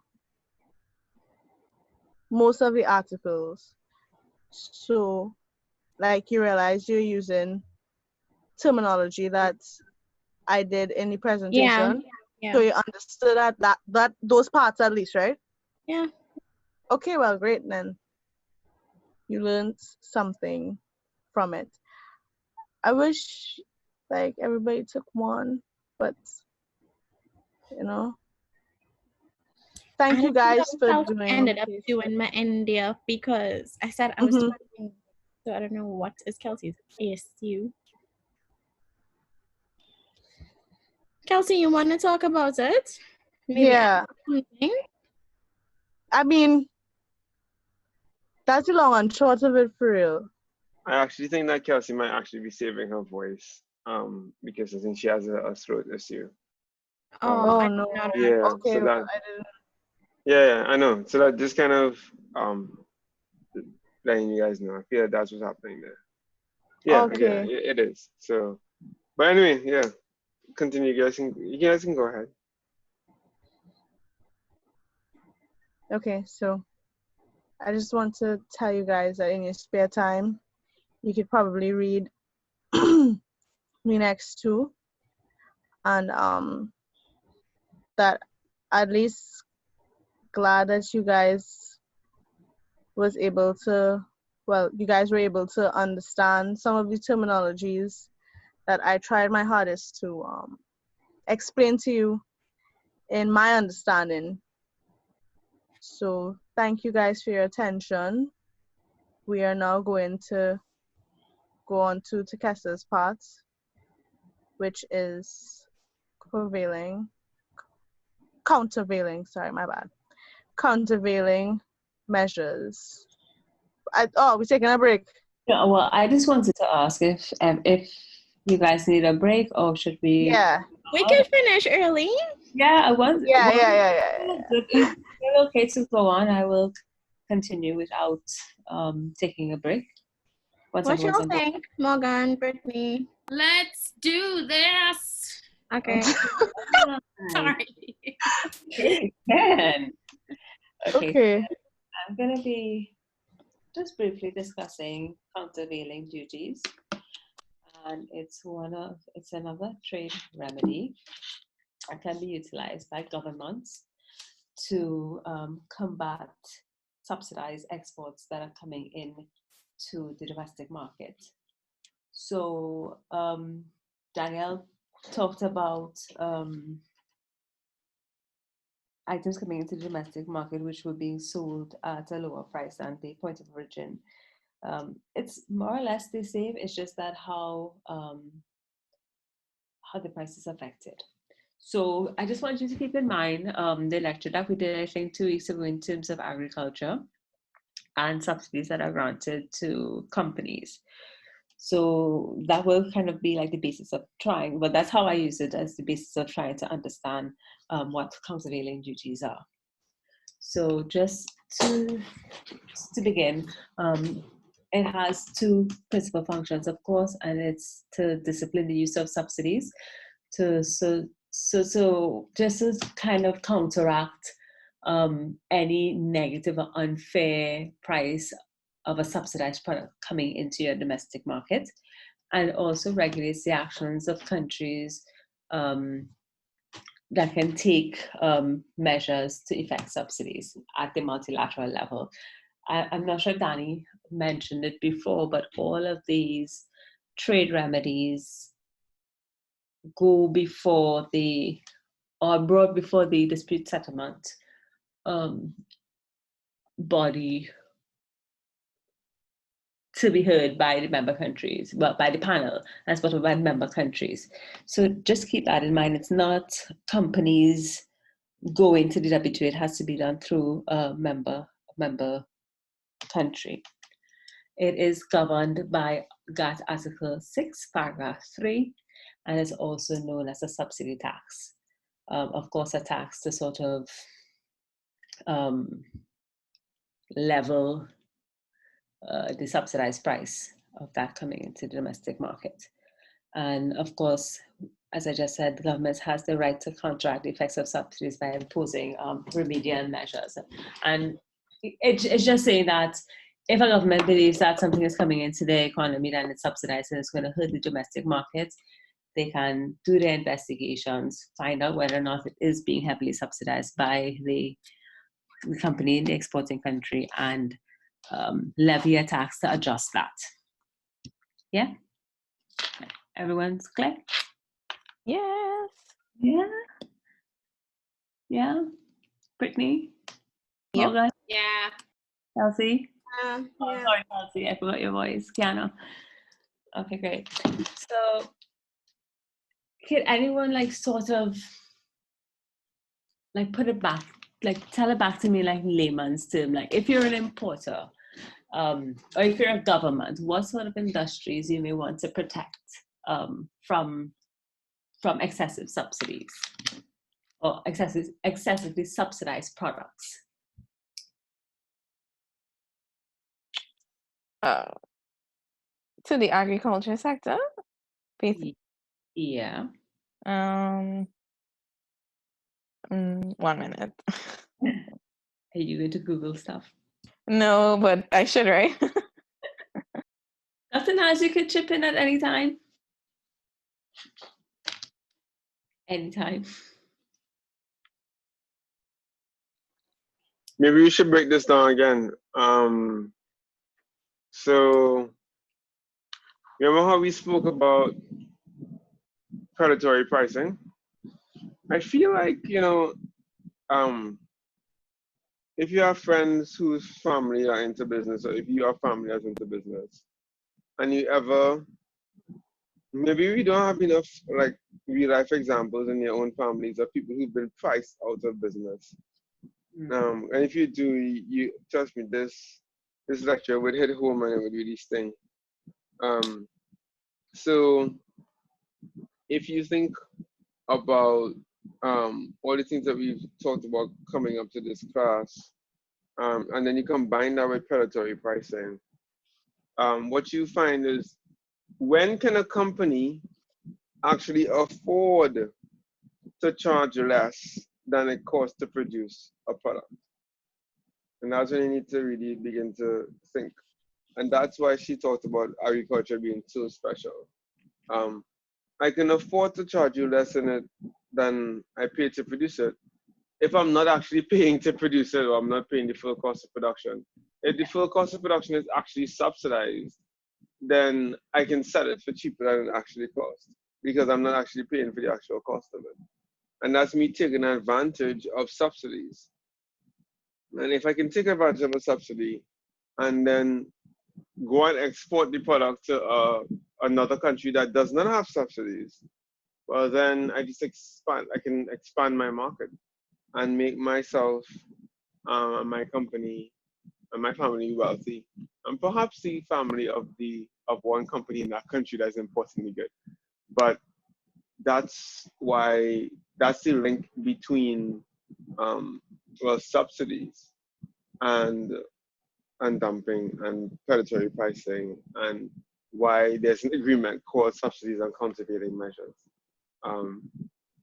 But anyways, I don't know if I said too much. Maybe I said too much. I don't. Is that okay, Turkessa? I think you just did this slide and the slide after. Just very simply put.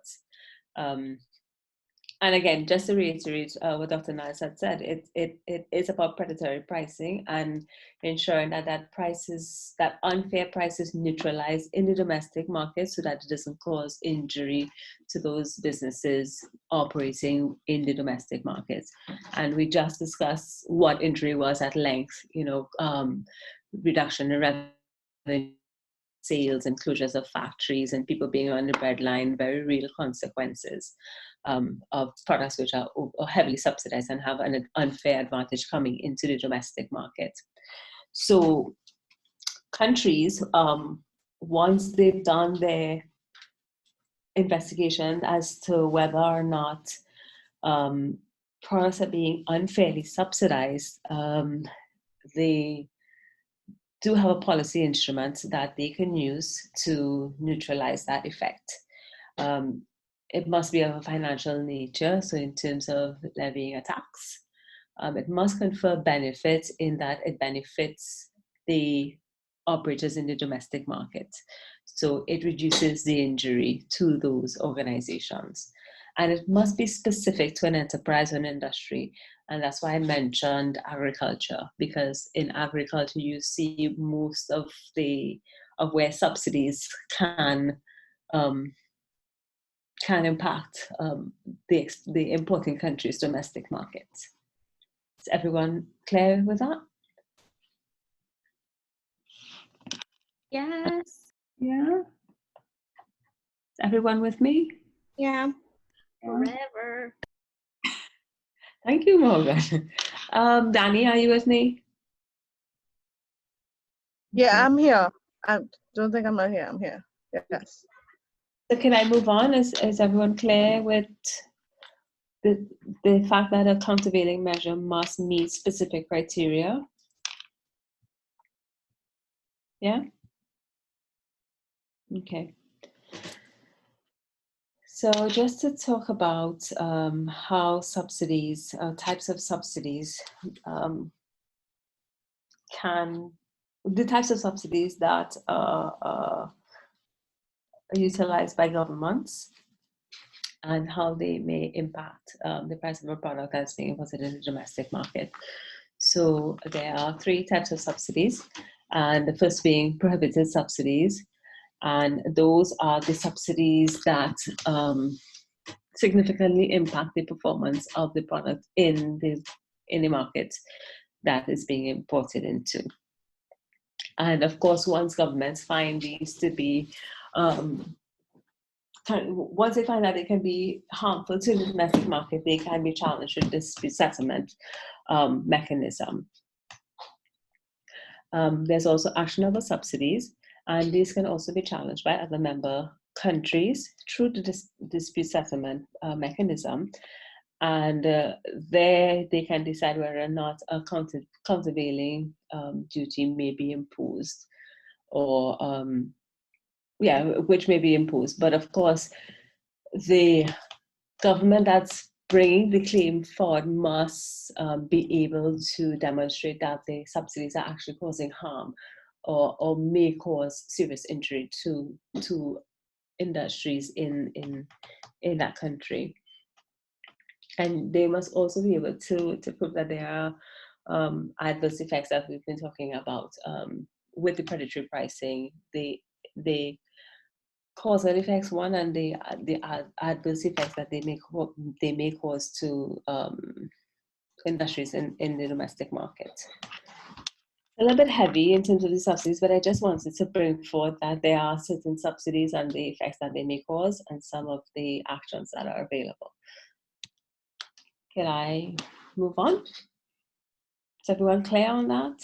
I can go over it and sort of break it down if you're not very clear about it. You can go ahead.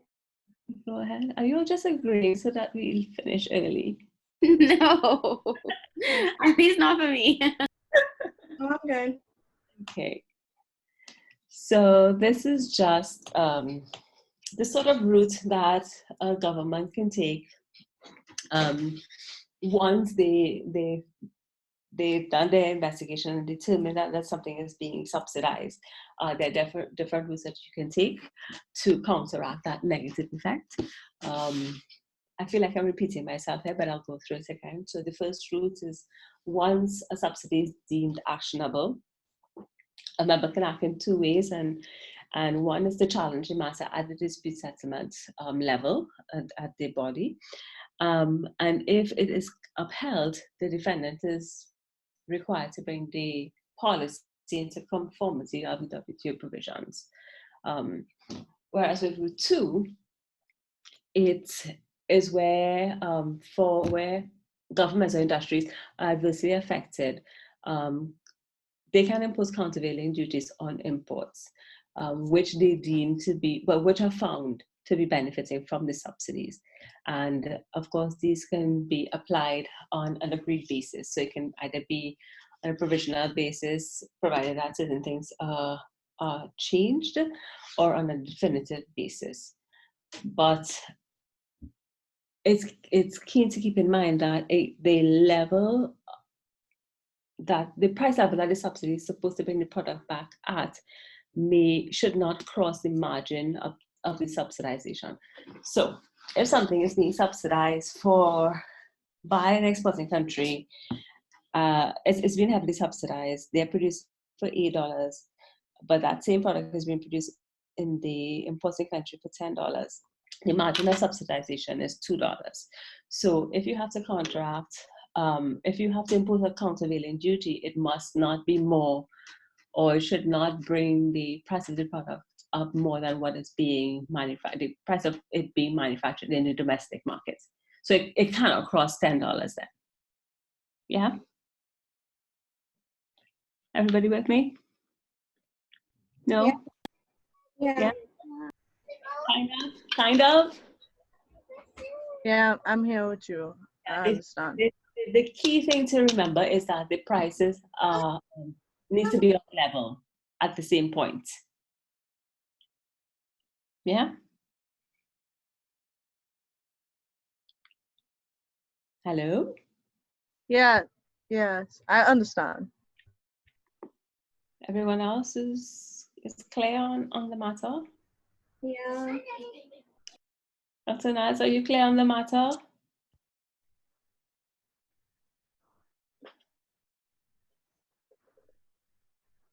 Okay. Okay, good. And alternatively, the government that is bringing the claim forward, or who has put the claim of unfair subsidization, may agree also to accept from the government of the exporting country, undertaking that they may reduce the level of subsidization, or they may eliminate subsidization on the particular product, or subsidization within that particular industry. But I'm not sure how often that is done. Dr. Naz, do you know from your experience if this is a preferred route?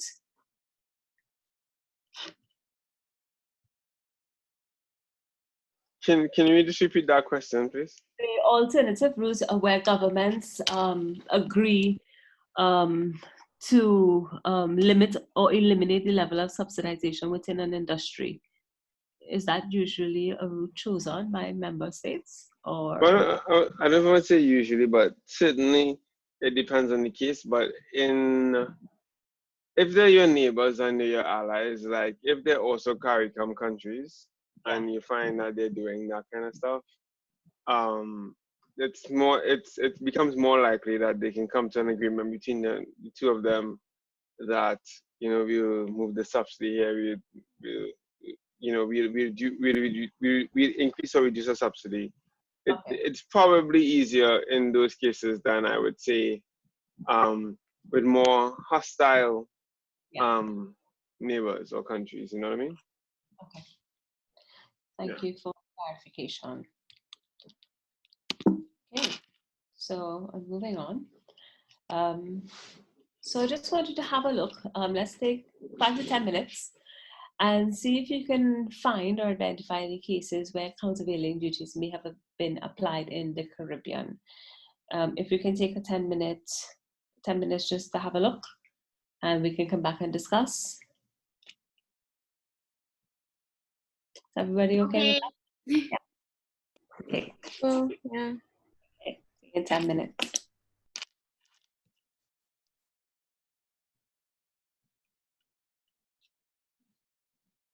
Wait, can you put back up the slide? Sorry. Thank you.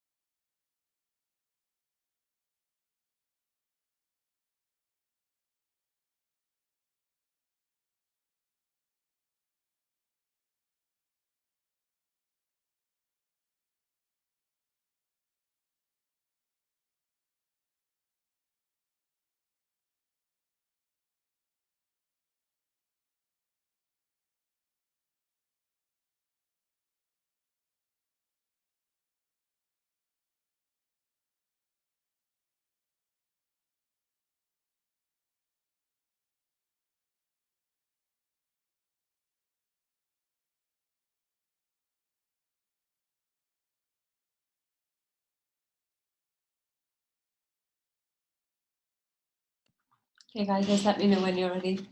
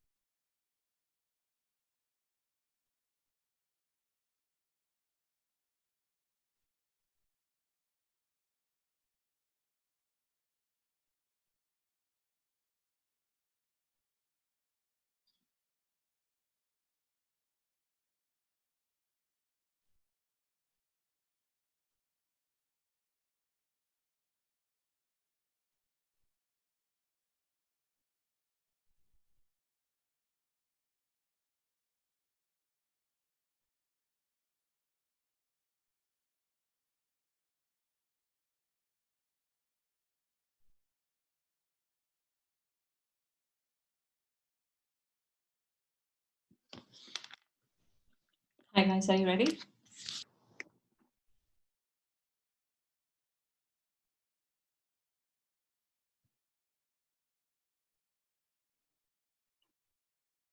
I don't want to talk on behalf of everybody else, but I think I'm ready.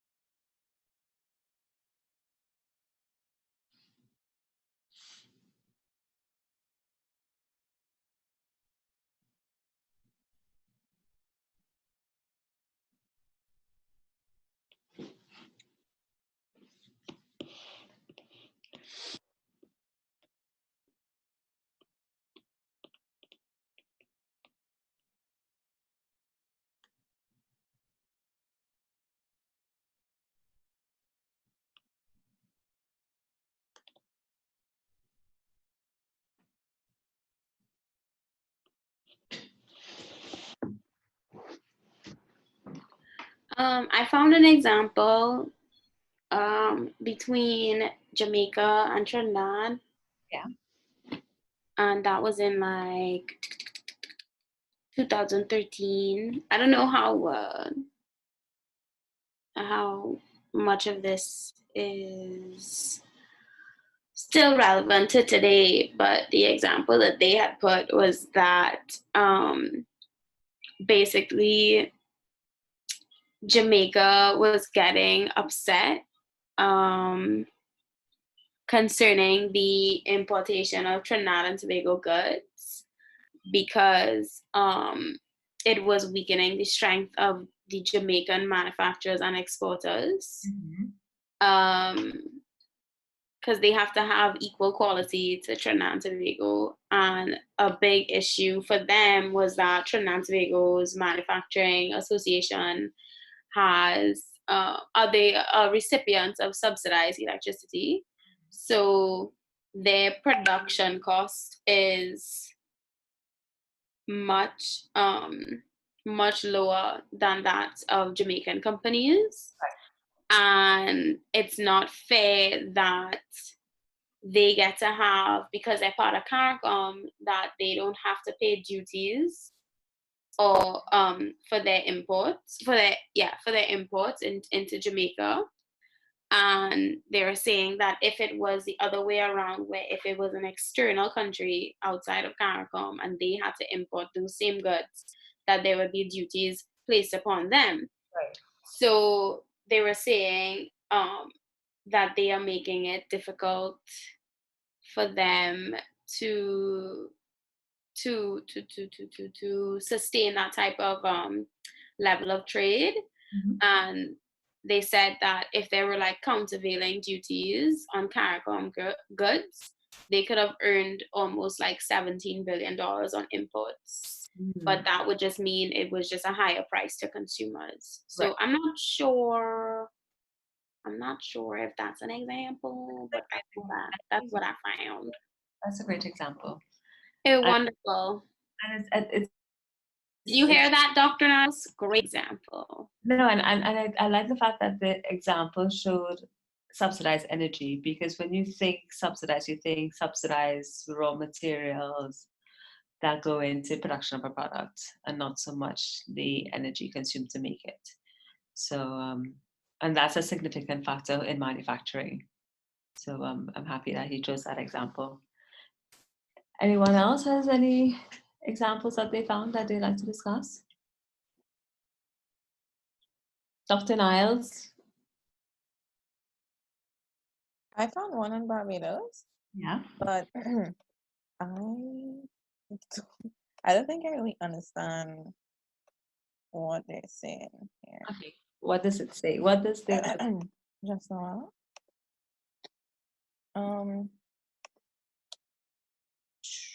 Okay.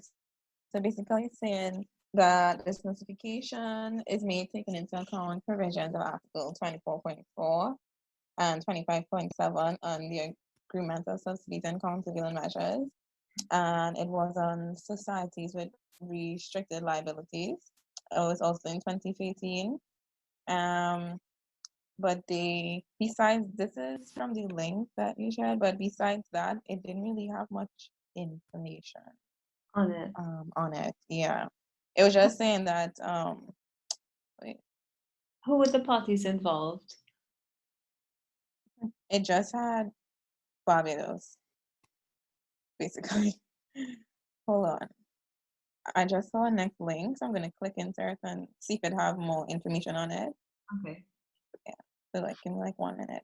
But is this helping you sort of like break down what countervailing duties are and how it affects like production, manufacturing industries, lives? Yeah, from listening to Morgan's example, I understood it better. Yeah. Good. Where is Dr. Niles, guys? Dr. Niles, where are you?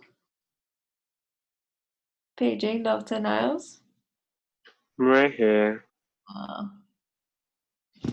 Because you left us. No, I mean, I'm just allowing the discussion to take place. Okay. Well, we would appreciate your input as well. Okay. So I think there were one of the things that I was actually looking. Oh my gosh, what does TIA even mean? What does that even mean? I'm trying to figure that out. It's not CIA. What does TIA mean? CIA, Trinidad Intelligence Agency. Okay, never mind. So I actually was looking at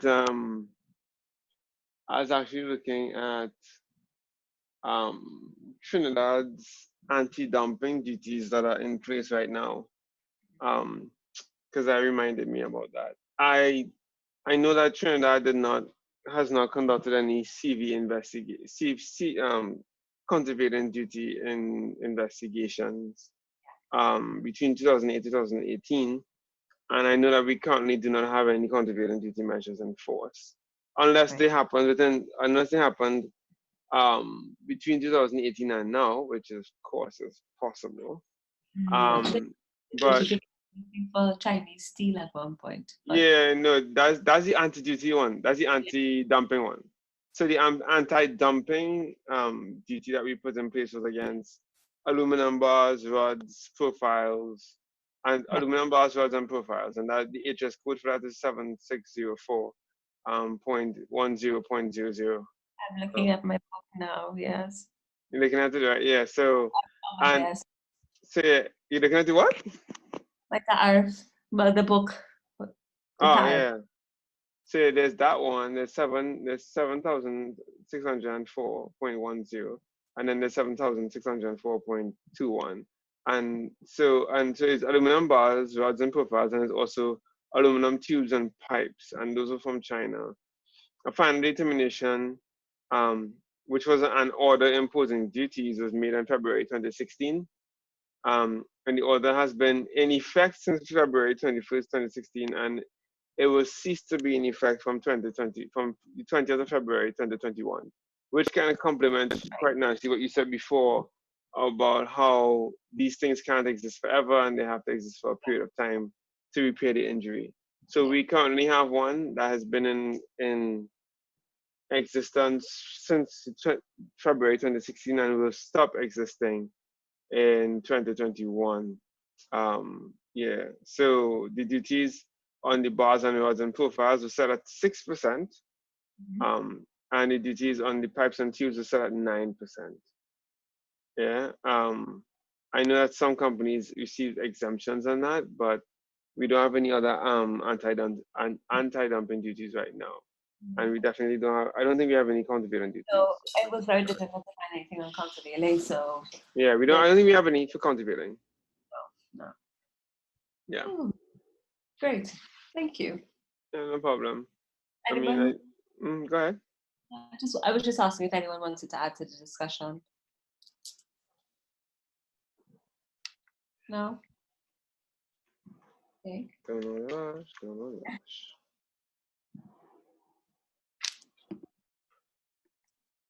So can we move on? Okay. Let's try and. I'll put it in the chat just in case. I know some people probably missed some of what I just said, but I'll just put a summary of it in the chat. Okay, there you go. All right, bye-bye. Okay, thank you. So we're gonna move on to safeguards, and Danny, you're gonna go through this with me as well. Yeah. So do you want to start? Yeah, sure, no problem. I'll pick up. Thank you, Dr. Okay. In the chat. What are safeguard measures? Action taken to protect a specific industry from an unexpected buildup of imports, generally governed by Article 19 of GATT, the Agricultural Agreement, and Textiles and Clothing Agreement have different specific types of safeguards, special safeguards in agriculture, and transitional safeguards in textiles and clothing. Yeah. You all understand that so far? Hello? Are you guys with me? Yes. Okay, Yeah. great. Okay. And just to interject, just to add here, so we've dealt with anti-dumping duties and countervailing measures before. Yeah. Those dealt with predatory pricing and unfair pricing from the exporting country's perspective.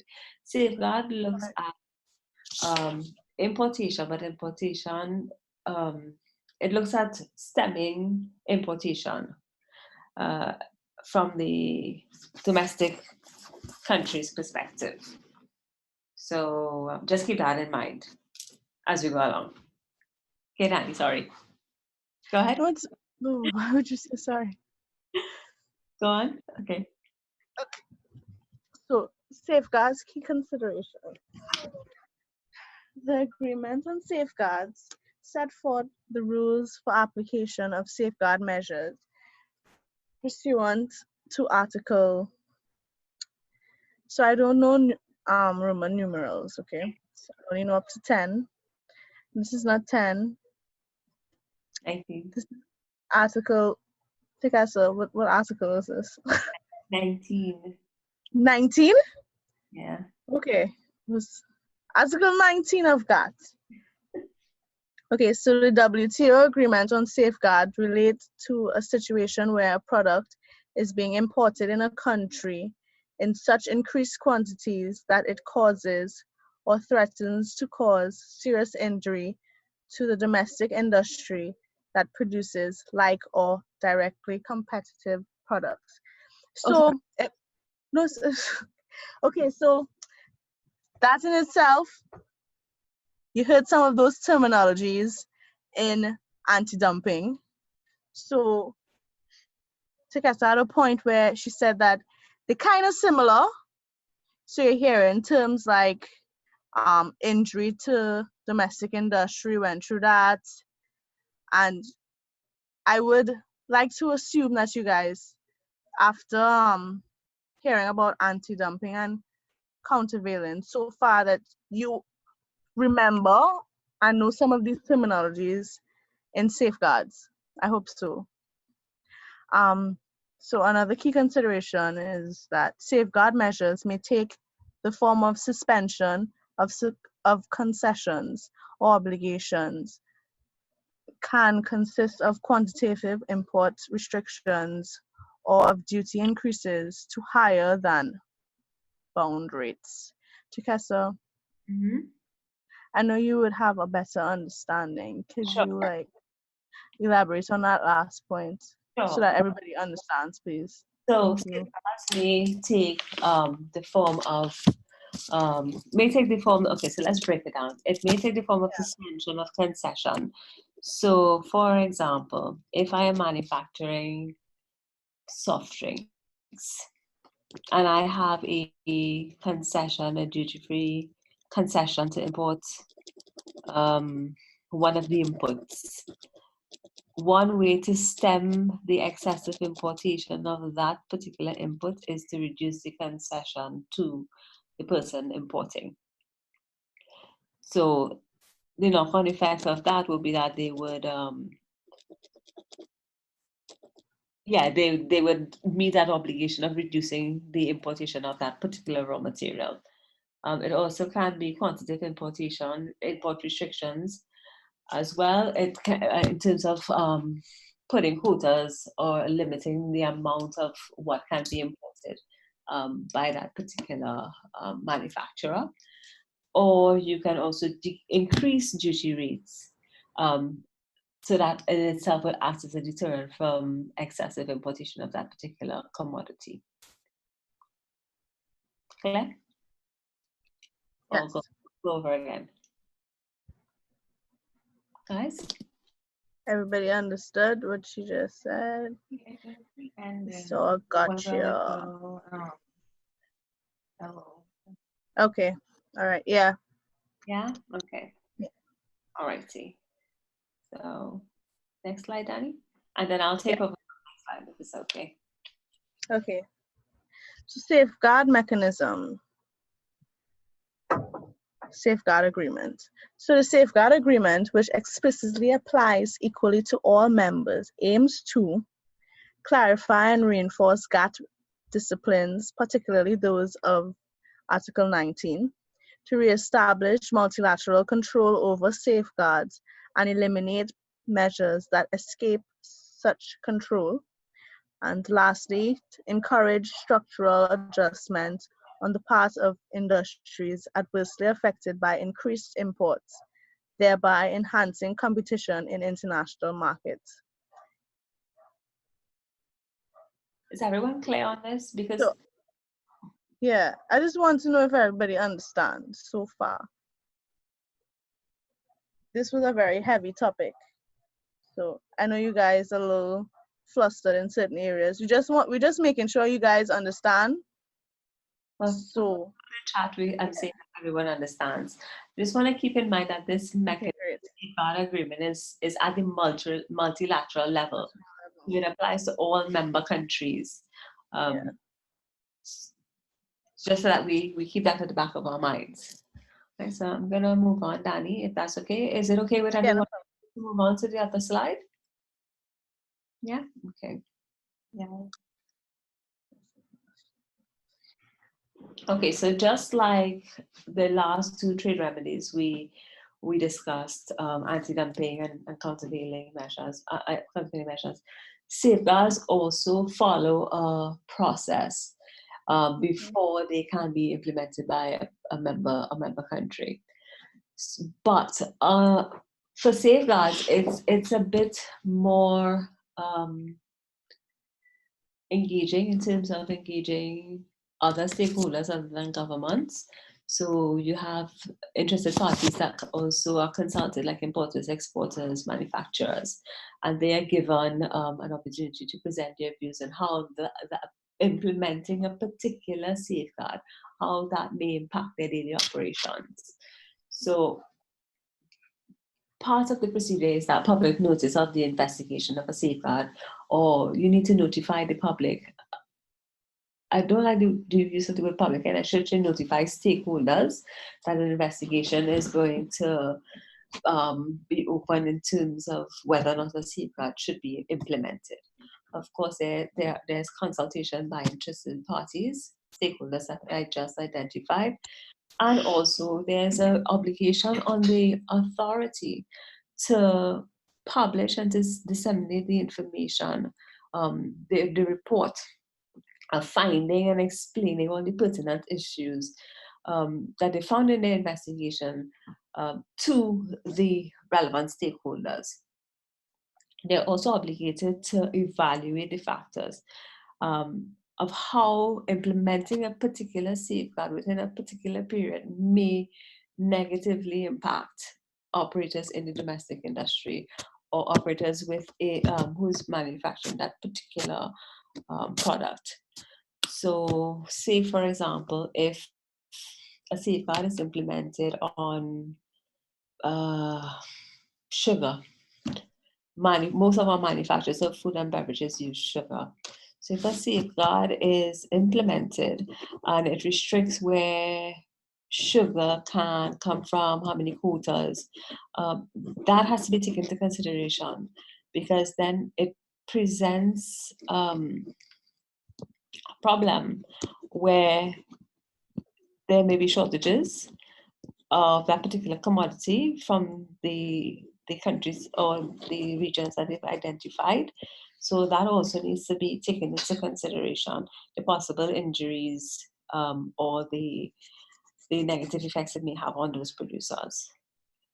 Is that clear to everyone? Are you following? Yeah. Yeah? Yep.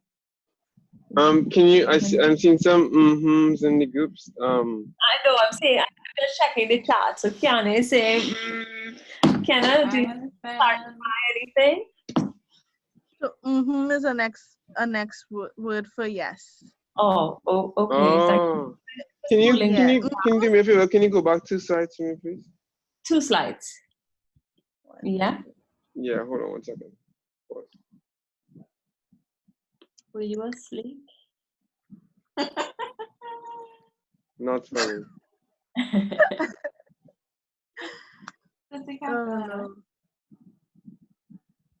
Turkessa. Yeah, sorry. Yeah, I thought so. Hello? You can go back forward. Oh, yeah. What did you thought? But again, like none of these things have legal ramifications, right? But you can't take it up with the DSP. Brittany? When you say none of these things, you mean all the things discussed in the lecture so far? Hello? Brittany? Yeah, I'm hearing you. Yeah. So I was trying to I was just asking, what do you mean? Everything so far? Yeah. Okay, so as with sorry. Okay. No, you can go ahead. What's the question? Sorry. No, I was just asking. She was asking if it have any legal ramifications. If it have any. I know it within the country itself, because you were saying something like it's on the import, so it's like more for the domestic. This one is more for like domestic, but I was wondering if it have like any legal ramifications or you can just simply just have to take it up with like the DSB. Well, Dr. Nasri, you want to answer this? I'm not sure if I'm the legal person to answer this.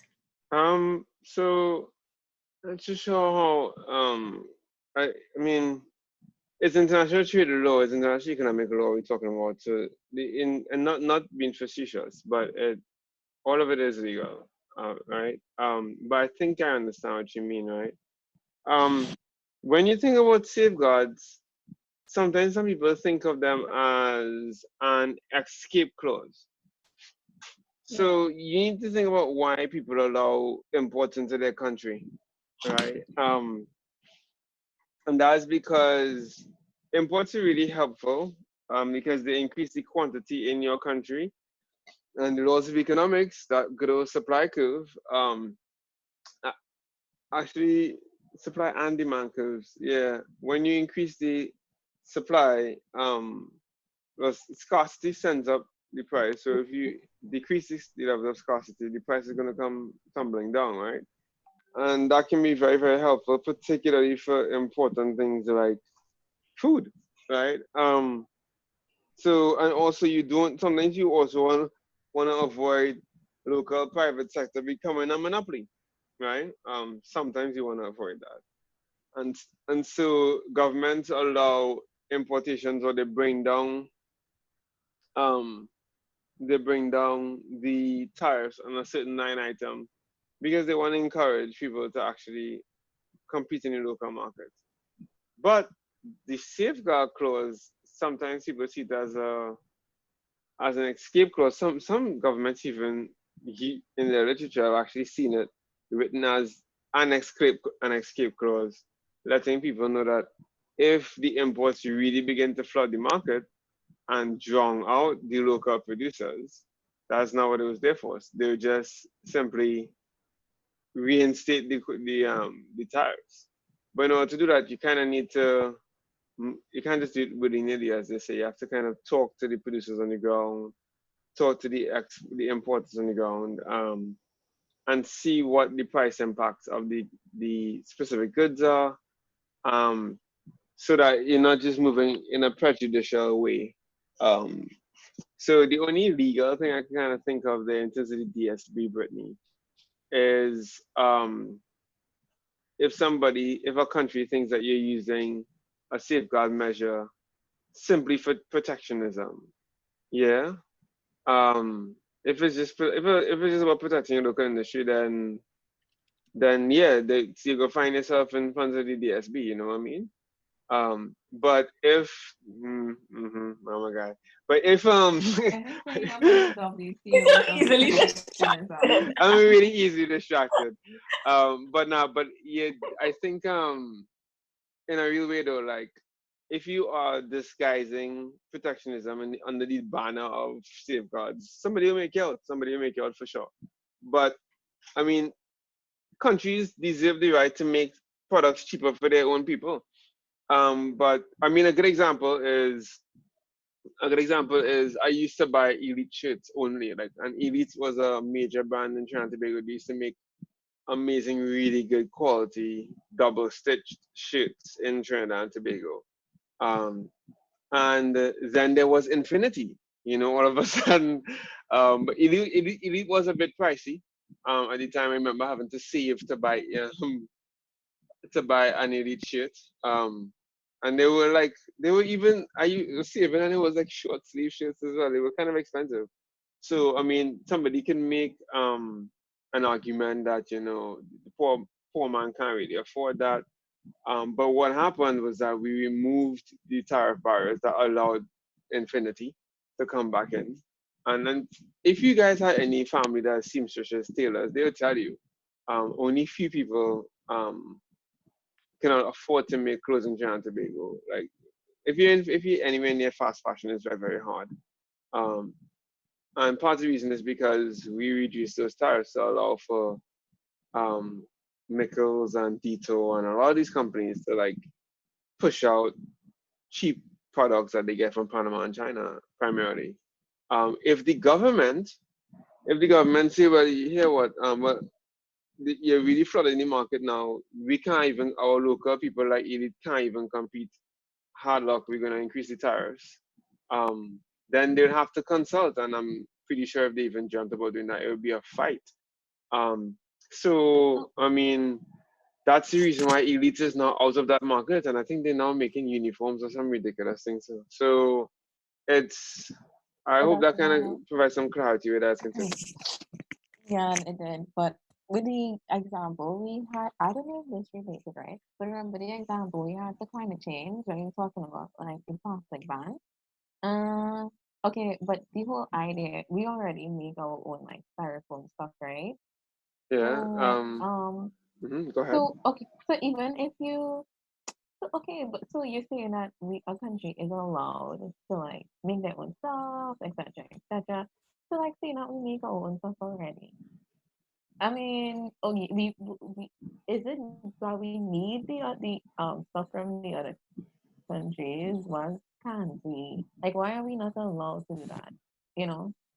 Excellent question. So, and it is really linked because I can't confirm or deny, but the Manufacturing Association did mention anti-dumping when they were um, talking about um, styrofoam imports from in terms of food containers. They may or may not have mentioned styrofoam imports from the Dominican Republic, which is the plastifar brand, which most of you guys would buy if you even buy styrofoam.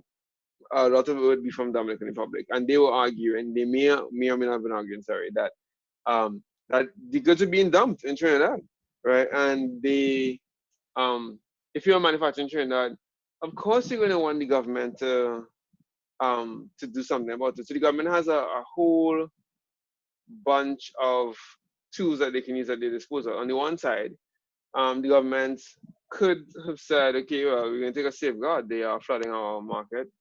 Um, um, that we had reduced this tariff for this reason, but we're going to increase this tariff, and they need to really justify that because the WTO is about reducing tariffs.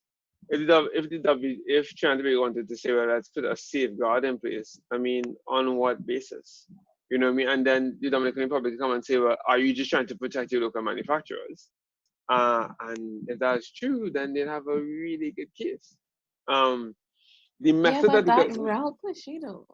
was it, wait, what do I push you mean? Like in what way? Pushy is like, okay, if we make our own, like if we make our own stuff, and we said that the most that we use is from the DR, right?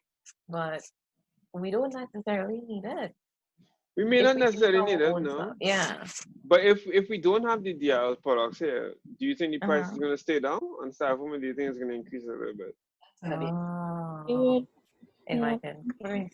yeah. I mean, I mean, but I mean, you could argue that you might want it. What's that? But how high, you know, like it wouldn't raise like so. We don't know. No one knows. I mean, for all intents and purposes, the manufacturers might argue that it's not going to increase at all. They would never increase prices on us without due cause, right? They would argue that that as long as there's no need to increase prices, they would not increase prices. But there really is no guarantee, is there? Like if we can't suddenly push the Dominican Republic out of the market. And get this right, it's not everything that is in that we produce that we need to protect, right? And this is one of the major debates across economic and international trade law. Caribbean governments are sometimes very afraid to allow their businesses to compete in the international market. One of the things that Arthur Lewis says, he's talking about so Arthur Lewis is one of the foremost economists in the region, who did a lot of this groundbreaking work for the Caribbean. We were talking about sunrise industries, and the idea was to protect sunrise industries, which are these young, embryonic industries that were now starting off, and they couldn't compete with the larger industries in the States. So some measure of protection was indeed required and necessary. But I mean, how long are you going to keep those tariffs there for? I mean, we had them there. Some of those tariffs have been in place for like 30, 40 years. I mean, how long do you need protection in order to become globally competitive?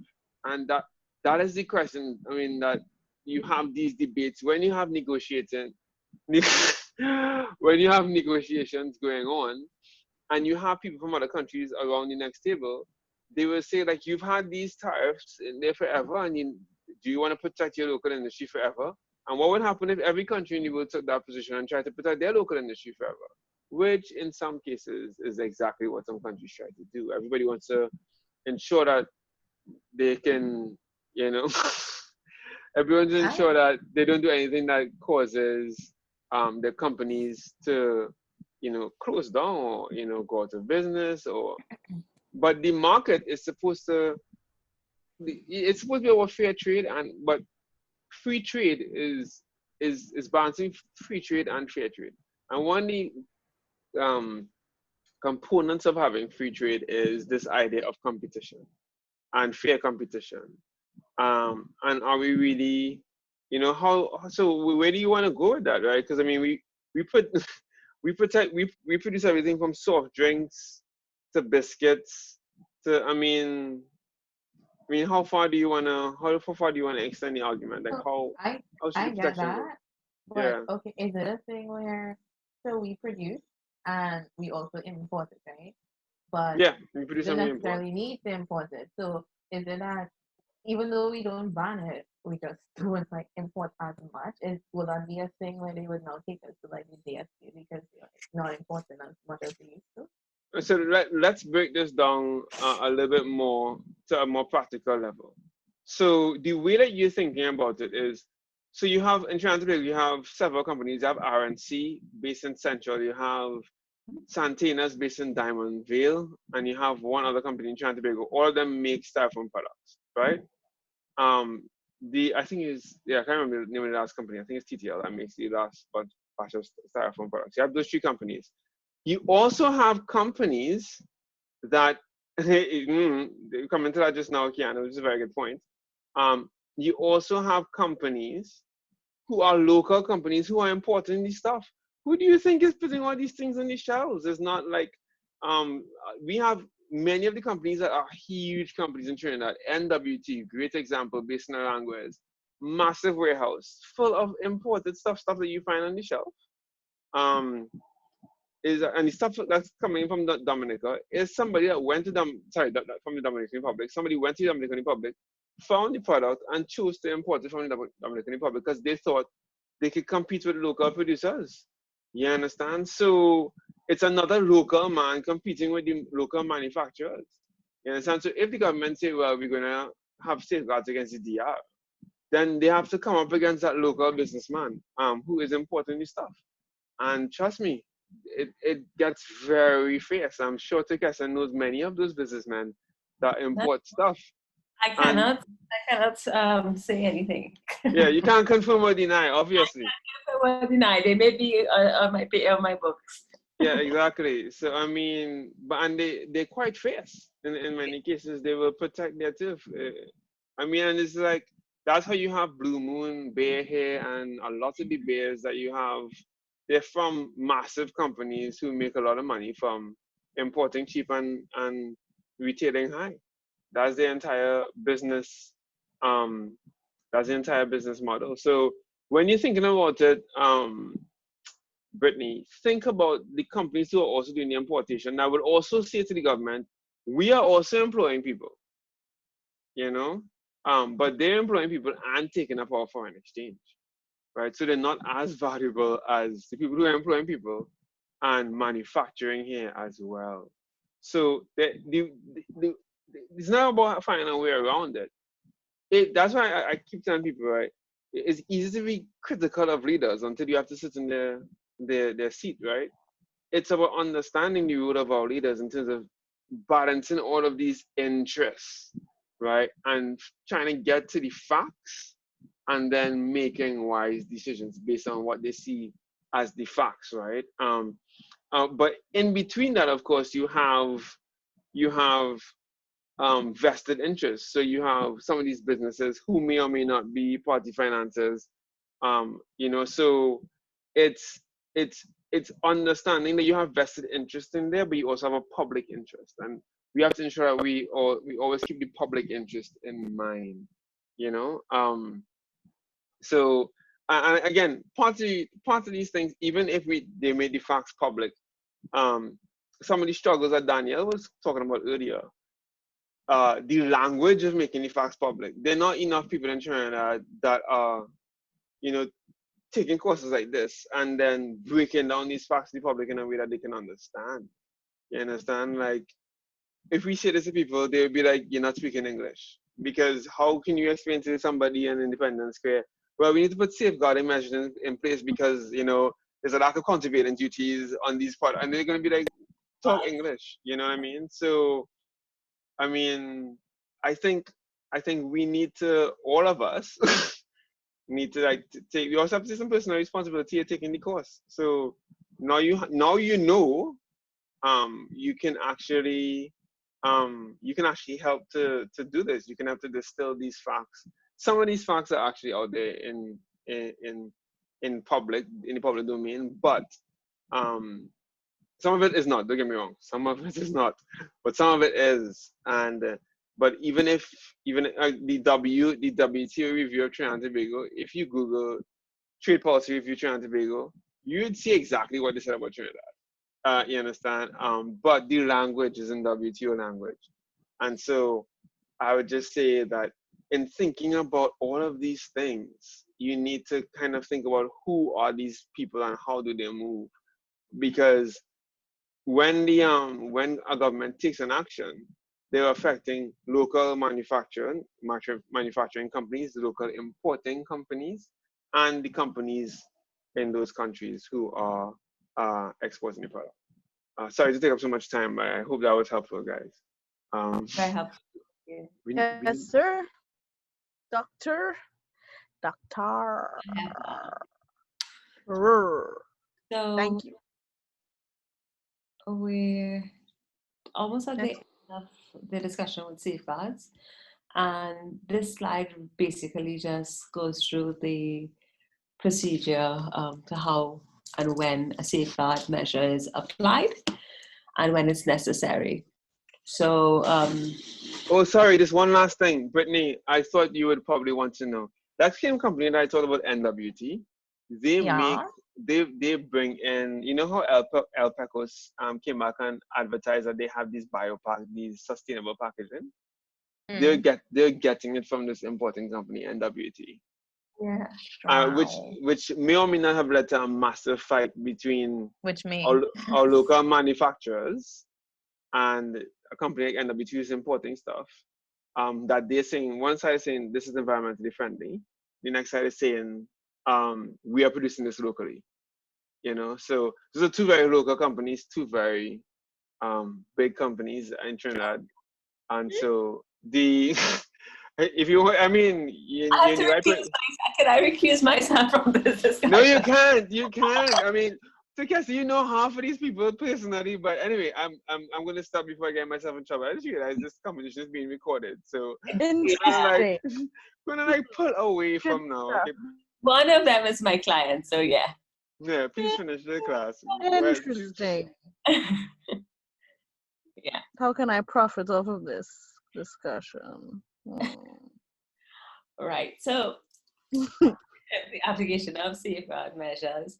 You know, basically everything that we sort of spoke about before with the two other trade remedies, you know, applied when it's absolutely necessary. They can take the form of restricting quantities.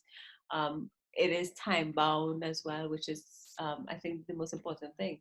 The maximum duration of a safeguard is for 4 years unless you get consent within the agreement's provisions. So most of the trade remedies are time bound. They must remedy some sort of injury, and it takes the form of some kind of quantitative restriction. So yeah, that's it in a nutshell. We just wanted to have a bit of discussion, but I think we did that throughout the presentation.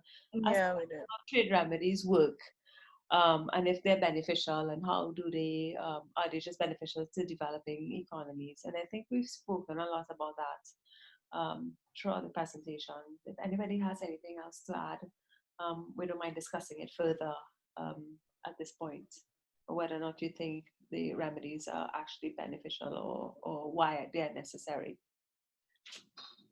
Anyone?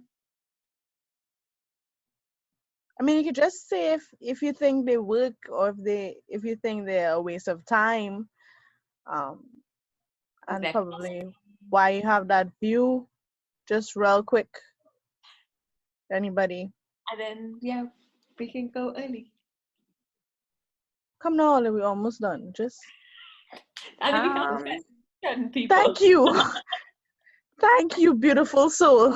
Yes, Ooh, Brittany. okay.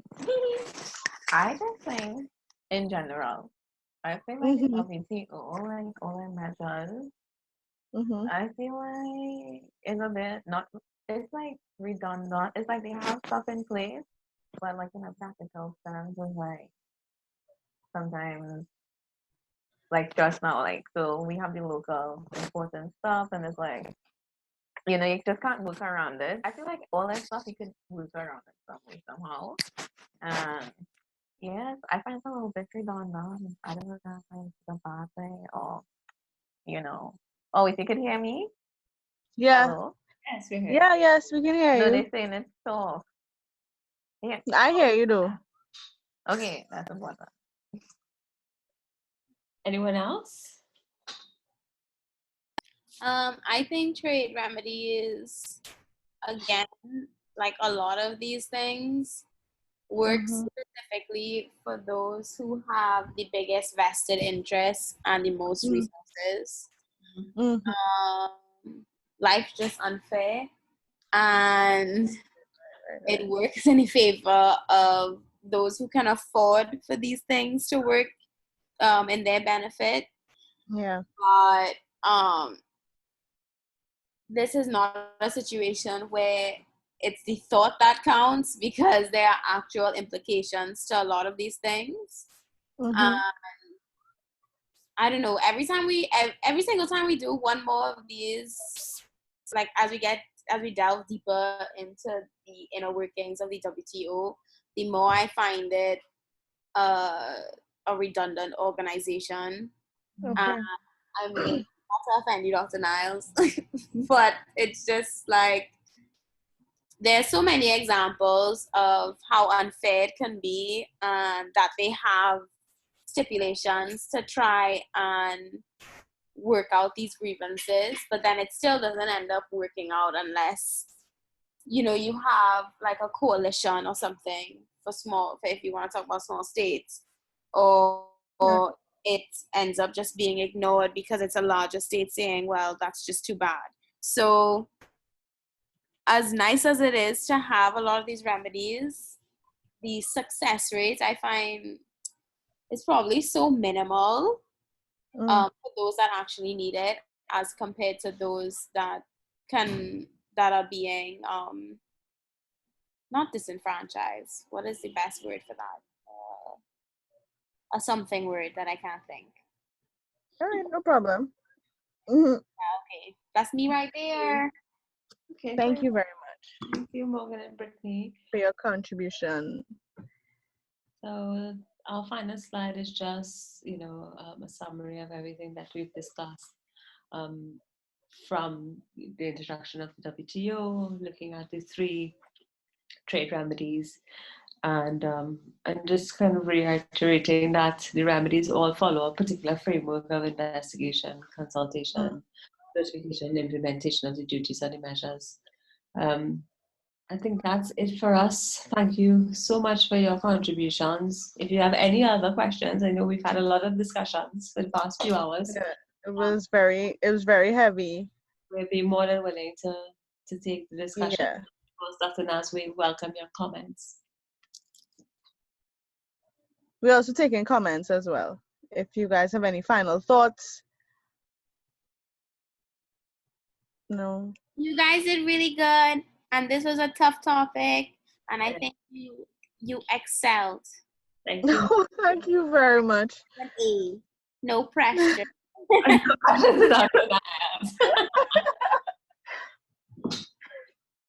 Dr. Nice, we await your comments. Is he sleeping? Nice asleep again? He's asleep. You know, every time I don't respond immediately, it does not mean that I'm sleeping. Oh, sorry. I need a cookie break. He's just So- resting his eyes. It's the same, Oh. like a different, totally different thing. He's I'm like, gonna stop recording right now. Okay, so but oh. so the